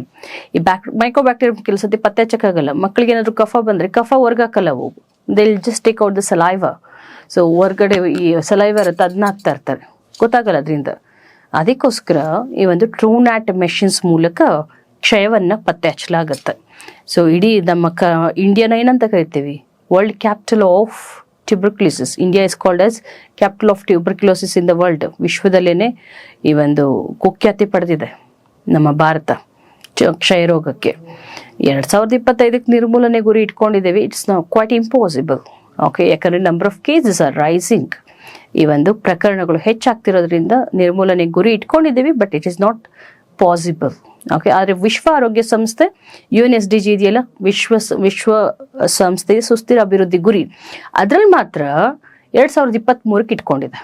Okay, by 2030 they are going to eradicate this disease tuberculosis. But we have kept the target 2025. We have taken many initiatives. Nikshay portal ಅಂತೆಲ್ಲ ಕೇಳಿದಿರಲ್ಲ, ತಗೊಂಡಿದ್ದೀವಿ, ಪ್ರಯೋಜನ ಇಲ್ಲ ಅಷ್ಟು. Next, ಈ ಆಯುರ್ವೇದ ಮತ್ತೆ ಬರೀ ಟ್ಯೂಬರ್ಕ್ಯುಲೋಸಿಸ್ ಕ್ಯಾಪಿಟಲ್ ಅಲ್ಲ, even capital of diabetes. Okay, ತುಂಬ ಏನು ದುಃಖಕರ ವಿಷಯ. ಎಲ್ಲ ನಮ್ಮ Indians obesity, diabetes, tuberculosis so ಹೆಚ್ಚಾಗಿ ಕಾಡ್ತಾ ಇದೆ. ಮಧುಮೇಹ ಘಟಕ. ಈಗ ಆಯುರ್ವೇದ ಇತ್ತೀಚೆಗೆ ತುಂಬ ಮನ್ನಣೆಯನ್ನು ಪಡ್ಕೊಳ್ತಾ ಇದೆ. ಈ ಪ್ರತಿ ಡಿಸ್ಟಿಕಲ್ಲೂ ಕೂಡ ಆಯುರ್ವೇದ ಘಟಕಗಳನ್ನು, ಡಯಾಬಿಟಿಕ್ ಯೂನಿಟ್ಸನ್ನು ತೆರಿಬೇಕು ಅಂತ. ಸೊ ಪ್ರತಿಯೊಂದು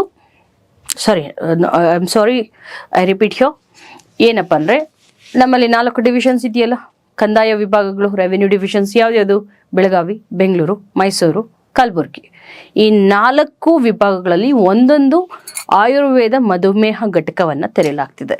so we are going to establish 4 Ayurveda diabetic units in 4 divisions of Karnataka.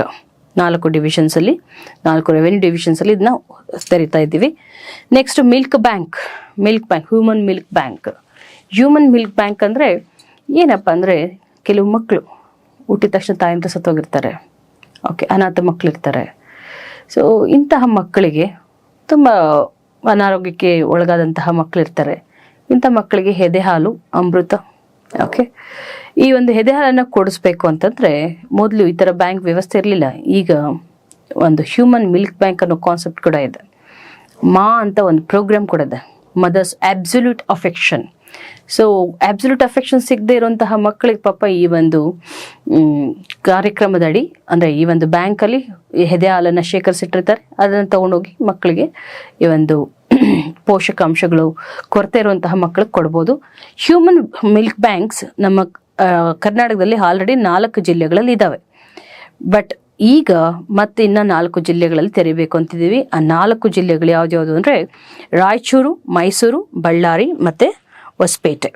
Okay, Raichur, Mysuru, Ballari, Hosapete ಈ 4 ಸ್ಥಳಗಳಲ್ಲಿ ತೆರಿಬೇಕು ಅಂತ ಇರೋದು. Okay, this all about your health ಕಮ್ಮಿನೇ ಇದೆ ಬಿಡಿ.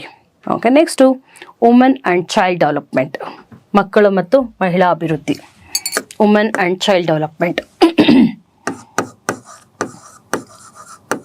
ವುಮೆನ್ ಆ್ಯಂಡ್ ಚೈಲ್ಡ್ ಡೆವಲಪ್ಮೆಂಟ್, ಮಹಿಳಾ ಮತ್ತು ಮಕ್ಕಳ ಅಭಿವೃದ್ಧಿ. Women and child development education ಆದಮೇಲೆ ಇದಕ್ಕೆ ಹೆಚ್ಚಿನ ಅನುದಾನವನ್ನು ಕೊಟ್ಟಿರೋದು.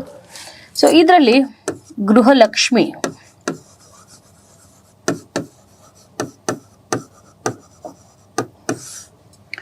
ಸೊ ಗೃಹಲಕ್ಷ್ಮಿ ಯೋಜನೆ ಇದೆಯಲ್ಲ, ತುಂಬ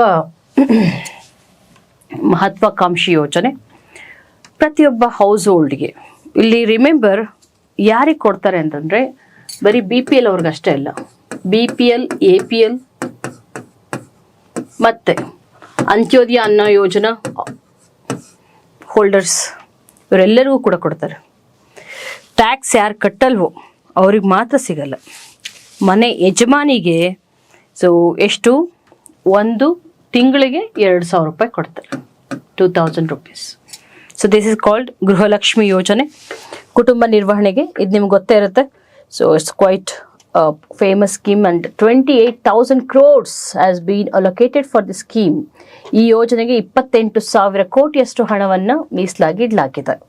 ಓಕೆ, ಹೈಯೆಸ್ಟ್ ಅಲೋಕೇಶನ್ ಯಾವ ಯೋಜನೆಗೆ ಮಾಡಿದ್ದಾರೆ ಅಂದರೆ ಗೊತ್ತಿರಬೇಕು. ಸೊ 62% ಆಫ್ ಟೋಟಲ್ ಗ್ಯಾರಂಟಿ ಸ್ಕೀಮ್ಸ್ಗೆ ಏನು ಅಲೋಕೇಟ್ ಮಾಡಿದ್ದಾರೆ ಅದರಲ್ಲಿ 62% ಇದಕ್ಕೆ ಹೋಗ್ತಾ ಇದೆ. ನೆಕ್ಸ್ಟು ಅನುಪಾಲನಾ ಗೃಹ ಅಂತ, ಇಲ್ಲೇನೆ ಅನುಪಾಲನಾ ಗೃಹ ಅಂತ ಮಾಡಿದ್ದಾರೆ. ಅನುಪಾಲನಾ ಗೃಹದಲ್ಲಿ ಏನು ಮಾಡ್ತಾರೆ ಅಂದರೆ ಈ ಒಂದು ನಿರಾಶ್ರಿತರು ಮತ್ತು ಅನುಪಾಲನಾ ಗೃಹ,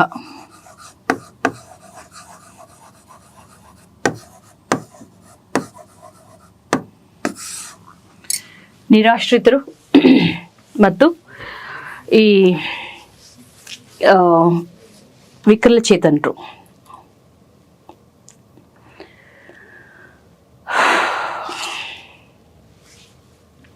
ರೈಟ್. ಸೊ ನಿರಾಶ್ರಿತರು ಮತ್ತು ವಿಕಲಚೇತನರು ಅಂತಂದರೆ especially disabled people. So they get some intensive care under this ಅನುಪಾಲನಾ ಗೃಹ. ಮತ್ತು SHGಗಳು ಹೆಂಗೆ ಮಾಡ್ತಾರೆ ಅಂತಂದರೆ ಅಲ್ಲಿರೋರು ಈ ಒಂದು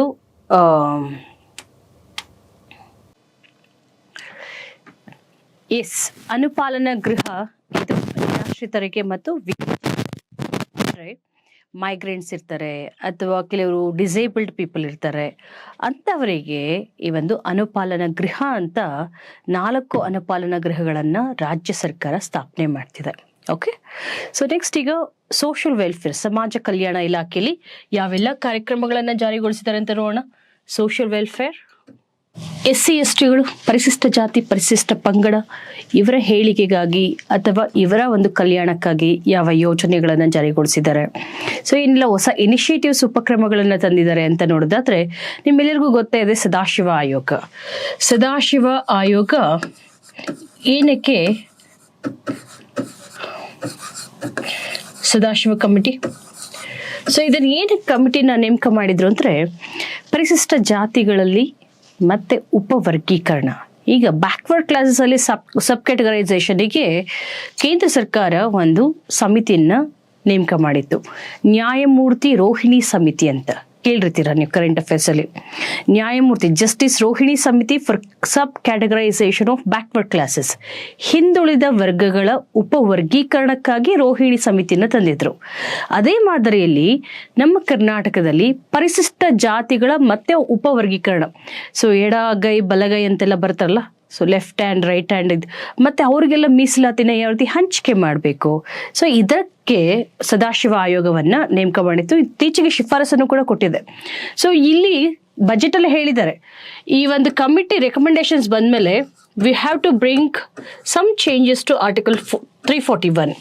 ಸೊ ಆರ್ಟಿಕಲ್ 341ಗೆ ನಾವು ಈ ಒಂದು ಅನುಚ್ಛೇದಕ್ಕೆ ವಿಧಿಗೆ ನಮಗೆ ಬೇಕಾಗಿರುವಂತಹ ಒಂದು ತಿದ್ದುಪಡಿನ ತರಬೇಕು after for the implementation of Sadashiva ಆಯೋಗ ಅಂತ. ಸದಾಶಿವ ಆಯೋಗ ಏನಕ್ಕೆ ಅಂತ ಕೇಳ್ತಾರೆ, ಪರಿಶಿಷ್ಟ ಜಾತಿಗಳ ಒಂದು ಉಪವರ್ಗೀಕರಣ. Okay, sub categorization of, so ಅದು ಉಪವರ್ಗೀಕರಣ, ಮತ್ತು ಅವ್ರಿಗೆ ಮೀಸಲಾತಿ ಹೇಗೆ, ಎಷ್ಟು ಮೀಸಲಾತಿ ಕೊಡಬೇಕು, ಮೀಸಲಾತಿ ಹಂಚಿಕೆ. ಓಕೆ, ಸೊ ಅದಕ್ಕೆ ಅಲೋಕೇಶನ್ ಆಫ್ ರಿಸರ್ವೇಷನ್ ಎಷ್ಟು ಕೊಡಬೇಕು ಅನ್ನೋದ್ರ ಬಗ್ಗೆ ಒಂದು ಅಧ್ಯಯನ ಮಾಡಿ ವರದಿ ಕೊಡಲಿಕ್ಕೆ ಸದಾಶಿವ ಆಯೋಗವನ್ನು ನೇಮಕ ಮಾಡಲಾಗಿತ್ತು. ಓಕೆ, ನೆಕ್ಸ್ಟು ಸಿದ್ಲಿಂಗಯ್ಯನವರು ಗೊತ್ತೇ ಇದ್ದಾರೆ ನಿಮಗೆ. ಅವರು ಈಗ ನಮ್ಮೊಂದಿಗಿಲ್ಲ, ನಿಧನರಾಗಿದ್ದಾರೆ. ಅವರ ಒಂದು ಅಧ್ಯಯನ ಟಿ ಸಿದ್ಲಿಂಗಯ್ಯನವರ ಅಧ್ಯಯನ ಪೀಠ. ಸೊ ಈ ಒಂದು ಪೀಠವನ್ನು ಬೆಂಗಳೂರಲ್ಲಿ ವಿಶ್ವವಿದ್ಯಾಲಯದಲ್ಲಿ ಸ್ಥಾಪನೆ ಮಾಡಬೇಕು ಅಂತ ಇದ್ದಾರೆ. ಟಿ ಸಿದ್ಲಿಂಗಯ್ಯನವರ ಅಧ್ಯಯನ ಪೀಠ.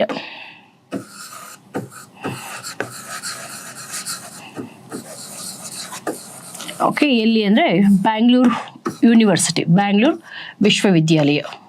ವಿಶ್ವವಿದ್ಯಾಲಯದಲ್ಲಿ ಇವರ ಅಧ್ಯಯನ ಪೀಠವನ್ನು ಸ್ಥಾಪನೆ ಮಾಡಬೇಕು ಅಂತಿದ್ದಾರೆ. ಮತ್ತು ಶೆಡ್ಯೂಲ್ ಕಾಸ್ಟ್ ಆಯಿತು. ಶೆಡ್ಯೂಲ್ ಟ್ರೈಬ್ಗೆ ಸಂಬಂಧಿಸಿದಾಗೆ ನಮ್ಮಲ್ಲಿ ಪ್ರತ್ಯೇಕ ಸಚಿವಾಲಯವೇ ಇದೆ. Okay, we have separate ministry for schedule caste. ಪರಿಶಿಷ್ಟ ಪಂಗಡಗಳ ಒಂದು ಕಲ್ಯಾಣಕ್ಕಾಗಿ ಪ್ರತ್ಯೇಕ ಸಚಿವಾಲಯವಿದೆ. ಅಷ್ಟೇ ಅಲ್ಲ, ಈ ಒಂದು ಸೋಷಿಯಲ್ ವೆಲ್ಫೇರ್ ಸ್ಕೀಮ್ಸ್ ಅಂತ ಹೇಳೋದಾದ್ರೆ ಆಶ್ರಮ ಶಾಲೆಗಳು ಅಂತ, ಏಕಲವ್ಯ ಶಾಲೆಗಳು ಅಂತ ಕೇಂದ್ರ ಸರ್ಕಾರ ತೆರೆದಿದೆ. ಎಲ್ಲಿ ಬುಡಕಟ್ಟು ಜನಾಂಗ ಹೆಚ್ಚಿನ ಪ್ರಮಾಣದಲ್ಲಿರ್ತಾರೆ ಅಂತಹ ಒಂದು ಭೌಗೋಳಿಕ ಪ್ರದೇಶಗಳಲ್ಲಿ ಏಕಲವ್ಯ ಶಾಲೆಗಳನ್ನ ತೆರೆಬೇಕು ಅಂತ. ಡೆನ್ಸಿಟಿ, ಜನಸಾಂದ್ರತೆ, ಬುಡಕಟ್ಟು ಜನಾಂಗದ ಜನಸಾಂದ್ರತೆ ಹೆಚ್ಚಾಗಿರುವಂತಹ ಪ್ರದೇಶದಲ್ಲಿ ಏಕಲವ್ಯ ಶಾಲೆಗಳು, ನಮ್ಮಲ್ಲಿ ಆಶ್ರಮ ಶಾಲೆಗಳು ಅಂತ ಕರೀತಾರೆ. ಈ ಆಶ್ರಮ ಶಾಲೆಗಳನ್ನ ನಮ್ಮಲ್ಲಿ ವಾಲ್ಮೀಕಿ ಗೊತ್ತಲ್ವಾ, ವಾಲ್ಮೀಕಿ ಜಯಂತಿ ಅಂತೆಲ್ಲ ಮಾಡ್ತೀವಿ. ಇವರು ಬುಡಕಟ್ಟು ಜನಾಂಗದ ಒಬ್ಬ ಪ್ರಸಿದ್ಧವಾದಂತಹ ವ್ಯಕ್ತಿ ಮತ್ತು ವ್ಯಕ್ತಿತ್ವ. ಇವರ ಹೆಸರಲ್ಲಿ ಈಗ ಈ ಒಂದು ಆದಿವಾಸಿ ಶಾಲೆಗಳನ್ನು ಮಹರ್ಷಿ ವಾಲ್ಮೀಕಿ ಆದಿವಾಸಿ ವಸತಿ ಶಾಲೆ ಅಂತ ಮಾಡ್ತಿದ್ದಾರೆ. ಓಕೆ, ಮೊದಲು ಇದ್ದಂತಹ ಒಂದು ಹೆಸರು ಏನಪ್ಪಾ ಅಂತಂದ್ರೆ ಆಶ್ರಮ ಶಾಲೆ ಅಂತ ಇತ್ತು. ಆಶ್ರಮ ಶಾಲೆಗಳನ್ನ ಮಹರ್ಷಿ ವಾಲ್ಮೀಕಿ ವಸತಿ ಶಾಲೆ ಅಥವಾ ಬುಡಕಟ್ಟು ವಸತಿ ಶಾಲೆ ಅಂತ ಮಾಡ್ತಿದ್ದಾರೆ. ರೆಸಿಡೆನ್ಷಿಯಲ್ ಸ್ಕೂಲ್ಸ್ ಹೆಸರು ಚೇಂಜ್ ಮಾಡಿದ್ದಾರೆ ಅಷ್ಟೇ. Not much important. ಅದ್ರ ಜೊತೆಗೆ ನೋಡಿ, ಯಾವ್ದಾದ್ರು ಒಂದು ಸಮುದಾಯವನ್ನ, ಒಂದು ಜನಾಂಗವನ್ನ ಅಭಿವೃದ್ಧಿ ಪಡಿಸ್ಬೇಕಂದ್ರೆ ಮೊದಲು ಅವ್ರಿಗೆ ಉದ್ಯೋಗ ಕೊಡಬೇಕು. ಹೌದಾ? ಉದ್ಯೋಗ ಕೊಡಬೇಕು ಅಂತ ಈ ಒಂದು ಬುಡಕಟ್ಟು ಜನಾಂಗಕ್ಕೆ, ಆದಿವಾಸಿ ಜನಾಂಗಕ್ಕೆ ನಮ್ಮಲ್ಲಿ ಸುಮಾರು ಸೋಲಿಗ, ಮತ್ತೆ ಈ ಒಂದು ಕೊರಗ, ಜೇನುಕುರುಬ ಇವರೆಲ್ಲ ಇದಾರಲ್ಲ. ಅದರಲ್ಲೂ ಕೊರಗ, ಜೇನುಕುರುಬ ಯಾರು? ಇವರು PVTG group, particularly vulnerable tribal group. ಹೌದಾ? ಈ ಒಂದು ಜನಾಂಗಕ್ಕೆ, ಬುಡಕಟ್ಟು ಜನಾಂಗಕ್ಕೆ ಏನು ಕೆಲವೊಂದು ಸೌಕರ್ಯಗಳನ್ನು ಕೊಡಬೇಕು, ಉದ್ಯೋಗ ಕಲ್ಪಿಸ್ಕೊಡ್ಬೇಕು. ಎಂತಹ ಉದ್ಯೋಗ ಗೊತ್ತಾ? ಈಗ ಬೇಡಿಕೆ ಇರುವಂತಹ ಉದ್ಯೋಗ ಕೊಡಬೇಕು. ಬೇಡಿಕೆ ಯಾವುದಕ್ಕಿದೆ? Drone mapping, photography, drone photography. ಇವಾಗೆಲ್ಲ ನೋಡಿದ್ರೆ ಮದುವೆಗಳಿಗೆಲ್ಲ ಡ್ರೋನ್ ಫೋಟೋಗ್ರಫಿ ತೆಗಿತಾರಲ್ಲ, ಕರೆಸ್ತಾರಲ್ವಾ. ಅಂತಹ ಒಂದು ಉದ್ಯೋಗಕ್ಕೆ ತರಬೇತಿ ಕೊಡಲಾಗ್ತಿದೆ. Drone based photography training given to schedule tribes. Drone based photography, ಇದರ ಒಂದು ಟ್ರೈನಿಂಗ್ ಅನ್ನು ಬುಡಕಟ್ಟು ಜನಾಂಗ ಕೊಡ್ತಾರೆ. ಏನಕ್ಕೆ? ಟು ಸೆಕ್ಯೂರ್ ಎಂಪ್ಲಾಯ್ಮೆಂಟ್, ಉದ್ಯೋಗವನ್ನ ಅವರಿಗೆ ಒದಗಿಸ್ಲಿಕ್ಕೋಸ್ಕರ. ರೈಟ್, ನೆಕ್ಸ್ಟು ಇನ್ನೇನಪ್ಪ ಅಂದರೆ ಅಲ್ಪಸಂಖ್ಯಾತರ ಕಲ್ಯಾಣ. ಇದರಲ್ಲಿ ಅಷ್ಟೊಂದಿಲ್ಲ ಮೈನಾರಿಟೀಸ್. ಬಟ್ ಮೈನಾರಿಟೀಸಲ್ಲಿ ಎಷ್ಟು ಮೈನಾರಿಟೀಸ್ ಇದೆ ನಮ್ಮಲ್ಲಿ? 6 ಮೈನಾರಿಟೀಸ್ ಅಲ್ಪಸಂಖ್ಯಾತರು: ಮುಸ್ಲಿಂ, ಬುದ್ಧ, ಕ್ರಿಶ್ಚಿಯನ್, ಸಿಖ್, ಪಾರ್ಸಿ. ಮತ್ತೆ ಇನ್ನೊಬ್ರು ಯಾರು? Christians. Muslim, Christian, Sikh, Parsi, ಬೌದ್ಧ, ಜೈನ್ಸ್. ಸೊ ಈ 6 ಮೈನಾರಿಟೀಸ್ ಇದೆಯಲ್ಲ, ಅದರಲ್ಲಿ ಈ ಬೌದ್ಧರು ಅಲ್ಪಸಂಖ್ಯಾತರಲ್ವ ನಮ್ಮಲ್ಲಿ. ಈ ಬೌದ್ಧ ಧರ್ಮದಲ್ಲಿರುವಂತಹ ತ್ರಿಪಿಟಕಾಸ್ ಕೇಳಿರ್ತೀರ. ತ್ರಿಪಿಟಕ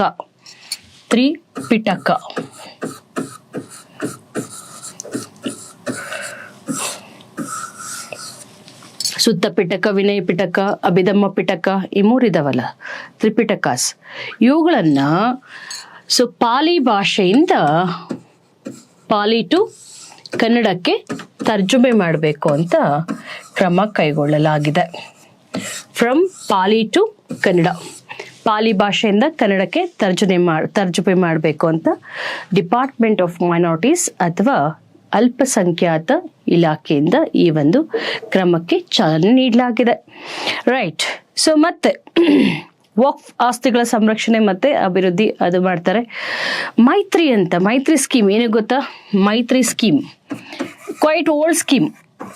ಓಕೆ, ಆದರೂ ಕೂಡ ಈಗಲೂ ನ್ಯೂಸಲ್ಲಿದೆ. ಕಾರಣ ಏನು ಅಂದರೆ, ಮೈತ್ರಿ ಸ್ಕೀಮ್ ಅಲ್ಪಸಂಖ್ಯಾತರು. ಎಂತಹ ಅಲ್ಪಸಂಖ್ಯಾತರು ಅಂದರೆ ಲಿಂಗತ್ವ ಅಲ್ಪಸಂಖ್ಯಾತರು. It's for third genders. Third gender ಅಂತಂದರೆ ತೃತೀಯ ಲಿಂಗಿಗಳು. ತೃತೀಯ ಲಿಂಗಿಗಳಿಗೆ ಮಾಸಾಶನವನ್ನು ಕೊಡ್ತಿದ್ರು, ಮಂತ್ಲಿ ಇನ್ಸೆಂಟಿವ್ಸ್ ಕೊಡ್ತಿದ್ರು. ಸೊ ಇದನ್ನು ಮೊದಲು 800 ರೂಪಾಯಿ ಕೊಡ್ತಾಯಿದ್ರು. ಈಗ ಬಿನ್ ಇನ್ಕ್ರೀಸ್ ಟು 1200 ರುಪೀಸ್ ಮೊದಲು ಕೊಡ್ತಾ ಇದ್ದಂತಹ ಮಾಸಾಶನವನ್ನು. ಸೊ 800ರಿಂದ ಈಗ 1200ಗೆ ಹೆಚ್ಚಿಸಲಾಗಿದೆ. ಯಾಕೆ ಮೈತ್ರಿ ಅವ್ರಿಗೆ, ಥರ್ಡ್ ಜೆಂಡರ್ಸ್ ಅವ್ರಿಗೆ ನಾವು ಮಾಸಾಶನ ಕೊಡಬೇಕು ಅಂತಂದರೆ ನಿಮಗೆಲ್ಲ ಗೊತ್ತೇ ಇದೆ. So they are deprived sections. ನೀವು ನೋಡ್ತಿರ್ತೀರ, ಭಿಕ್ಷೆ ಎತ್ತಾ ಇರ್ತಾರೆ. People are not coming forward to provide them education and even employment. So ಸರ್ಕಾರ ಈಗ ಅವ್ರ ಕೈ ಹಿಡಿಬೇಕಲ್ವ. ಅದಕ್ಕೋಸ್ಕರನೇ ಸರ್ಕಾರ ಈಗ ಮೈತ್ರಿ ಯೋಜನೆನ ತಂದು, ಮೈತ್ರಿ ಯೋಜನೆ ಲಾಂಗ್ ಬ್ಯಾಕ್ ತಂದಿರೋ ಯೋಜನೆ, ಕೊಡ್ತಾರೆ 800 ರೂಪಾಯಿ. ಎಲ್ಲೂ ಸಾಕಾಗಲ್ಲ, ಅವರು 800 ರೂಪಾಯಿ ತಿಂಗಳ ಖರ್ಚಿಗೆ. ಅದನ್ನು 1200ಗೆ ಇನ್ಕ್ರೀಸ್ ಮಾಡಿದ್ದಾರೆ. ಮತ್ತೆ ಇನ್ನೊಂದು ಮನಸ್ವಿನಿ ಮೈತ್ರಿ, ತುಂಬ ಕನ್ಫ್ಯೂಸ್ ಆಗುವಂಥ ಸ್ಕೀಮ್ಸು. ಮನಸ್ವಿನಿ ಯಾರಿಗೆ ಹೇಳಿ? ಇದು ಕೂಡ ನಮ್ಮ ರಾಜ್ಯ ಸರ್ಕಾರದ ಯೋಜನೆ, ಇಂದಿಗೂ ಅಸ್ತಿತ್ವದಲ್ಲಿದೆ. ಇದು poor women, destitute women, widow women, so ಪರಿಚ್ಛೇದಿತ ಅಥವಾ ವಿಧವಾ ಮಹಿಳೆಯರು, ಅಥವಾ ಒಬ್ಬೊಬ್ಬರೇ ಇರ್ತಾರಲ್ಲ, ಡೆಸ್ಟಿಟ್ಯೂಟ್ ವುಮೆನ್ ಇರ್ತಾರಲ್ಲ, ಲೋನ್ಲಿ ವುಮೆನ್ನು, ಇಂಥವರಿಗೆ ನಮ್ಮ ಒಂದು ಸರ್ಕಾರ ಸಹಾಯ ಹಸ್ತವನ್ನು ನೀಡುತ್ತೆ. Which provides assistance, financial assistance to destitute women and poor women, widow women. ಈ ಯೋಜನೆಗೆ ನಾವು ಮನಸ್ವಿನಿ ಯೋಜನೆ ಅಂತ ಕರಿತೀವಿ. ಬಟ್ ಈಗ ನ್ಯೂಸಲ್ಲಿರೋದು ಮೈತ್ರಿ. ಅದರ ಒಂದು ಇನ್ಸೆಂಟಿವ್ಸನ್ನು ಎಷ್ಟು ಜಾಸ್ತಿ ಮಾಡಿದ್ದಾರೆ? 800 ರೂಪಾಯಿಂದ 1200 ರೂಪಾಯಿಗೆ. ಓಕೆ, ಇದನ್ನು ಕೇಳ್ಬೋದು. ನೆಕ್ಸ್ಟ್, ಪ್ರಧಾನ ಮಂತ್ರಿ ಆವಾಸ್ ಯೋಜನಾ. ಇದು ನ್ಯೂಸಲ್ಲಿದೆ. ಪ್ರಧಾನ ಮಂತ್ರಿ ಆವಾಸ್ ಯೋಜನಾ.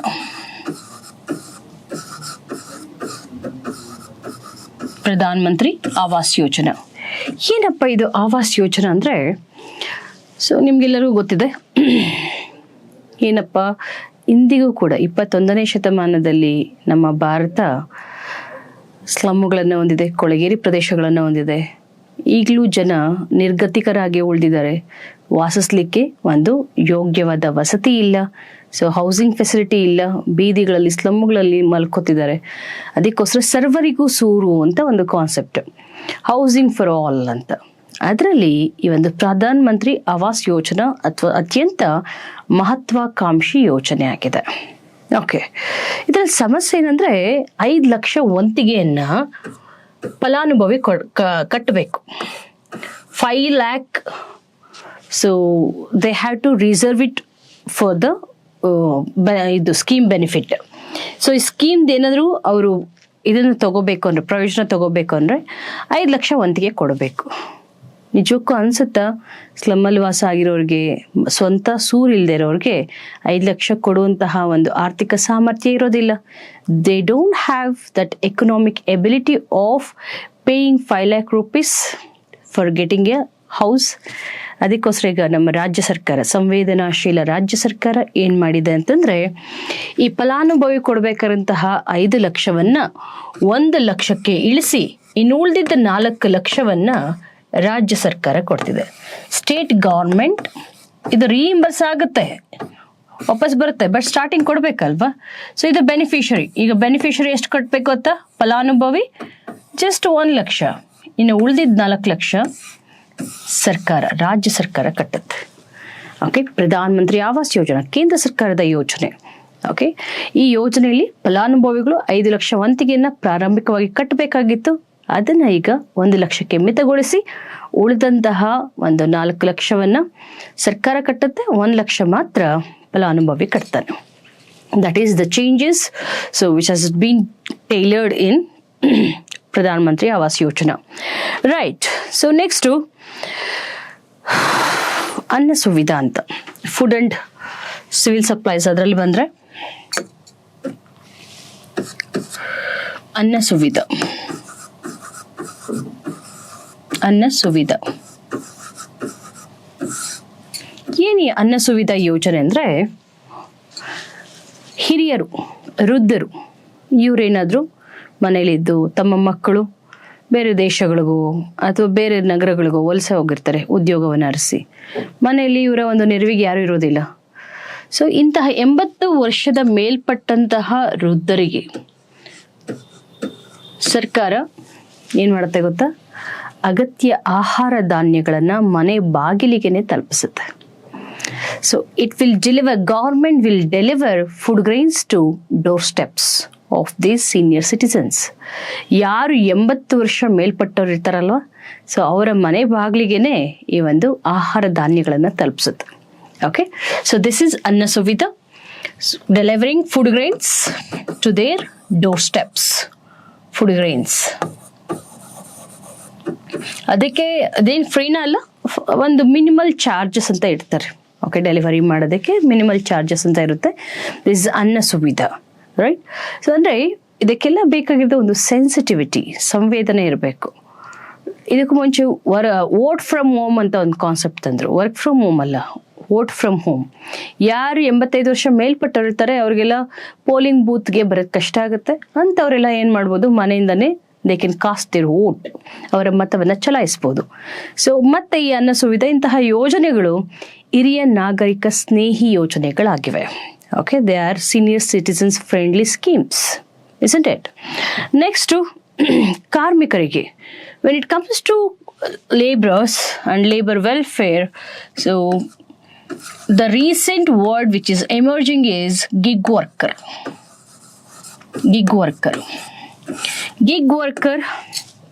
ಗಿಗ್ ಕಾರ್ಮಿಕ ಅಂದರೆ ಏನು ಅಂತ. So who works on contractual basis and who does not enjoy any social security. ಗುತ್ತಿಗೆ ಆಧಾರದ ಮೇಲೆ ಕೆಲಸ ಮಾಡ್ತಾನೆ, ಅವನಿಗೆ ಯಾವುದೇ ಒಂದು ಸಾಮಾಜಿಕ ಭದ್ರತೆ ಇರಲ್ಲ. ಅಂತಹ ಕೆಲಸಗಾರನ ಏನಂತಾರೆ ಗೊತ್ತಾ, ಗಿಗ್ ವರ್ಕರ್ಸ್ ಅಂತ ಕರೀತಾರೆ. ಯಾಕೆಂದರೆ ಯಾರಿರ್ತಾರೆ ಗಿಗ್ ವರ್ಕರ್ಸ್? ಎಕ್ಸಾಂಪಲ್, ನಿಮ್ಮ ಝೊಮ್ಯಾಟೊ, ಸ್ವಿಗ್ಗಿ, ಝೆಪ್ಟೊ, ಡನ್ಝೋ ಇಲ್ಲೆಲ್ಲ ವರ್ಕ್ ಮಾಡ್ತಾರಲ್ಲ, ಅವ್ರಿಗೇನಾದರೂ PF ಇದೆಯಾ, ಪೆನ್ಷನ್ ಇದೆಯಾ? ನೋ ಸಚ್ ಸೋಷಿಯಲ್ ಸೆಕ್ಯೂರಿಟಿ, ಸಾಮಾಜಿಕ ಭದ್ರತೆ ಏನೂ ಇಲ್ಲ. They can fire, the employers can fire them any time, ಯಾವಾಗ ಬೇಕಾದ್ರೂ ಕಿತ್ತು ಬಿಸಾಕ್ಬೋದು. ಸೊ ಇಂತಹ ಒಂದು ಅವರ ಒಂದು ಜೀವನಗಳು ಡೋಲ್ಡ್ರಮ್ಸಲ್ಲಿರುತ್ತೆ. Their life in doldrums always. Okay, ಇಂತಹ ಡೋಲಾಯಮಾನ ಸ್ಥಿತಿಯನ್ನು ಎದುರಿಸ್ತಿರ್ತಾರೆ, ಭದ್ರತೆ ಇಲ್ಲ. ಸೊ ಸರ್ಕಾರ ನೋಡಿ, ಇಡೀ ಒಂದು ಇಂಡಿಯಾದಲ್ಲಿ ಈ ಗಿಗ್ ವರ್ಕರ್ಸ್ಗೆ ಅಂತ ಅಂದ್ಬಿಟ್ಟು ಇನ್ಶೂರೆನ್ಸ್ ತಂದಿರೋದು ಒಂದು ಮಸೂದೆಯನ್ನು ಪಾಸ್ ಮಾಡಿರುವಂತಹ 2ನೇ ರಾಜ್ಯ ನಮ್ಮ ಕರ್ನಾಟಕ. ಮೊದಲ ರಾಜ್ಯ ಯಾವ್ದು ಗೊತ್ತಾ? Rajasthan. Okay, Government of Karnataka has brought up or implemented a bill so for the welfare of gig workers. ಅಷ್ಟೇ ಇಲ್ಲ, ಇವರಿಗೆ ಇನ್ಶೂರೆನ್ಸ್ ಕೂಡ ಕೊಡಲಿಕ್ಕೆ ಮುಂದಾಗಿದೆ. Okay, which is providing life insurance, ಜೀವ ವಿಮೆ ಇನ್ಶೂರೆನ್ಸ್ ಅನ್ನು ಕೊಡುತ್ತೆ. ಸೊ ಮತ್ತೆ ಇದಕ್ಕೆ gig workers fund and welfare fee bill ಅಂತ ಒಂದು ಹೊಸ ವಿಧೇಯಕ, ಒಂದು ಹೊಸ ಬಿಲ್ಲನ್ನು ಕೂಡ ತಂದಿದೆ. ಸೆಸ್ ಇವರ ಕಾರ್ಮಿಕರ ಕಲ್ಯಾಣ ನಿಧಿ ಅಂತ, ಇವರಿಗೆ ವೆಲ್ಫೇರ್ ಫಂಡ್ ಅಂತ ಮಾಡಿದೆ ನೋಡಿ. ಅದು ಎಷ್ಟು ಚೆನ್ನಾಗಿದೆ ಅಂತಂದ್ರೆ, ಸೆಸ್ ಅಂದ್ರೆ ಗೊತ್ತಿದೆ ನಿಮ್ಗೆ. ಸೆಸ್ ಅಂದ್ರೆ ಟ್ಯಾಕ್ಸ್ ಆನ್ ಟ್ಯಾಕ್ಸ್ ಅಂತ ಕರಿತೀವಿ, ಹೌದಾ? ಈಗ ನಿಮಗೆ ಏನಾದರೂ ಆನ್ಲೈನ್ ಪೇಮೆಂಟ್ ಮಾಡಬೇಕು ಅಂತ ಅನ್ಕೊಡಿ. ಫಾರ್ ಎಕ್ಸಾಂಪಲ್ ಎಲೆಕ್ಟ್ರಿಸಿಟಿ ಬಿಲ್ ಕಟ್ಟಬೇಕು ಅಥವಾ KFC ಬಿಲ್ ಕಟ್ಟಬೇಕು, ಯಾವುದೋ ಆನ್ಲೈನ್ ಟ್ರಾನ್ಸಾಕ್ಟ್ ಮಾಡಿದರೆ, ಫೋನ್ಪೇ, ಗೂಗಲ್ ಪೇ, ಇದು ಯಾವುದಾದ್ರೂ ಆನ್ಲೈನ್ ಟ್ರಾನ್ಸಾಕ್ಷನ್ ಮಾಡಿದ್ರೆ ಅಲ್ಲಿ ಕಟ್ಟಾಗುತ್ತೆ. ಸೊ ಅಲ್ಲಿ ಒಂದಿಷ್ಟು ರೂಪಾಯಿ ಅಂತ ಕಟ್ಟಾಗುತ್ತೆ. That money will go for the welfare of gig workers. Online ವಹಿವಾಟುಗಳ ಮೇಲೆ ವಿಧಿಸುವಂತಹ ಸೆಸ್ ಅನ್ನ ಇವರ ಒಂದು ಕಲ್ಯಾಣಕ್ಕೆ ಬಳಸಲಾಗುತ್ತೆ. The cess collected from online transaction will be used for the welfare of gig workers. I guess you got this point. Okay, so gig workers ಗೆ online transaction cess ಅನ್ನ use ಮಾಡ್ತಾರೆ. ಆನ್ಲೈನ್ ಟ್ರಾನ್ಸಾಕ್ಷನ್ ಸೆಸ್ ಕೇಳ್ತಾರೆ. Cess ಮತ್ತೆ surcharge ವ್ಯತ್ಯಾಸ ಏನು? Cess ಅಂದ್ರೆ tax on tax, surcharge ಅಂದ್ರೂ ಅದೇನೆ, ಟ್ಯಾಕ್ಸ್ ಆನ್ ಟ್ಯಾಕ್ಸೇ. ಬಟ್ ಎರಡಕ್ಕೂ ಹೆಂಗೆ ಯಾವ ರೀತಿ ವಿಭಿನ್ನವಾಗಿದೆ ಅಂತಂದ್ರೆ, ಸೆಸ್ ಅನ್ನ ಒಂದು ನಿರ್ದಿಷ್ಟ ಉದ್ದೇಶಕ್ಕಷ್ಟೇ ಬಳಸ್ತಾರೆ. For example coal cess, petroleum cess. So ಇವುಗಳಂತ ಎಜುಕೇಶನ್ ಸೆಸ್ ಒಂದು ನಿರ್ದಿಷ್ಟ ಉದ್ದೇಶಕ್ಕಾಗಿ ಆ ಒಂದು ಬಂದಂತಹ ಆದಾಯ ಅಥವಾ ಹಣವನ್ನು ಬಳಸ್ತಾರೆ. ಸರ್ಚಾರ್ಜ್ ಅಂದ್ರೆ ಹಂಗಲ್ಲ, ಯಾವುದಕ್ಕೆ ಬೇಕಾದ್ರೂ ಬಳಸ್ಬೋದು. ಓಕೆ, ಸೊ ಈ ಸೆಸ್ ಅನ್ನು ಯಾವುದಕ್ಕೆ ಬಳಸ್ತಾರೆ? ಗಿಗ್ ಕಾರ್ಮಿಕರ ಕಲ್ಯಾಣಕ್ಕಾಗಿ. They will use for the welfare of gig workers. Online transaction ಇಂದ ಬಂದಂತಹ ಸೆಸ್ ಅನ್ನು ಇದಕ್ಕೆ ಬಳಸ್ತಾರೆ. ಗೊತ್ತಿರಲಿ, ಇಡೀ ಒಂದು ದೇಶದಲ್ಲಿ ಗಿಗ್ ಕಾರ್ಮಿಕರಿಗೆ ಒಂದು ವಿಧೇಯಕವನ್ನ ಜಾರಿಗೊಳಿಸಿರುವಂತಹ ಎರಡನೇ ರಾಜ್ಯ ಕರ್ನಾಟಕ. ಫಸ್ಟ್ ಯಾವುದು? ರಾಜಸ್ಥಾನ್. ರೈಟ್. ಸೊ ಆಶಾ ದೀಪ ಯೋಜನೆ, ಆಶಾ ಕಿರಣ ಬೇರೆ, ಆಶಾ ಕಿರಣ ಜೊತೆ ಕನ್ಫ್ಯೂಸ್ ಆಗಬಾರ್ದು. ಆಶಾ ದೀಪ,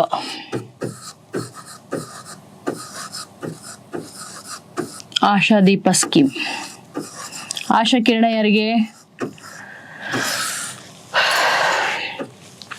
ಆಶಾ ಕಿರಣ ಬಂದು ಈ ಒಂದು ನೇತ್ರ ಚಿಕಿತ್ಸೆ, ಕಣ್ಣಿನ ಚಿಕಿತ್ಸೆ ಮಾಡಿಸೋದು ಆಶಾ ಕಿರಣ ಯೋಜನೆ. ಇದು ಆಶಾ ದೀಪ ಯೋಜನೆ. ಇದು ಎಸ್ಪೆಷಲಿ SC/ST ಸ್ಟೂಡೆಂಟ್ಸ್ ಏನಿದ್ದಾರೆ ಅವ್ರಿಗೆ ಅಪ್ರೆಂಟೈಸ್ಶಿಪ್ ಪ್ರೋಗ್ರಾಮ್ ಅನ್ನ ಅಥವಾ ತರಬೇತಿಯನ್ನು ಕೊಡೋದು.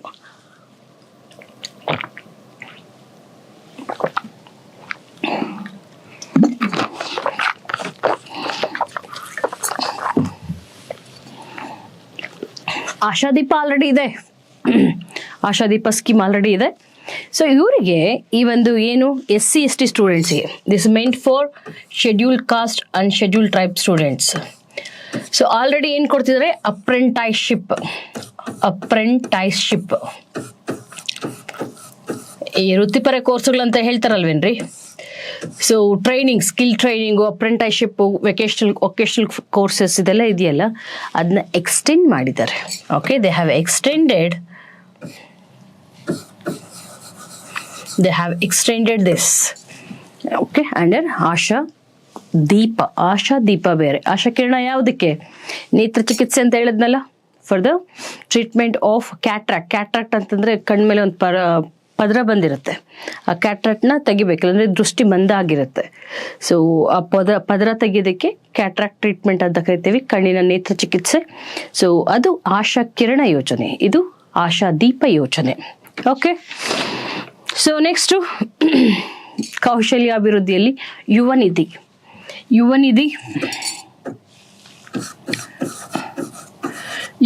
ಮತ್ತು ಯುವ ನಿಧಿ ಪ್ಲಸ್ ಎರಡು ಗೊತ್ತಿರಬೇಕು. ಯುವ ನಿಧಿ ಪ್ಲಸ್,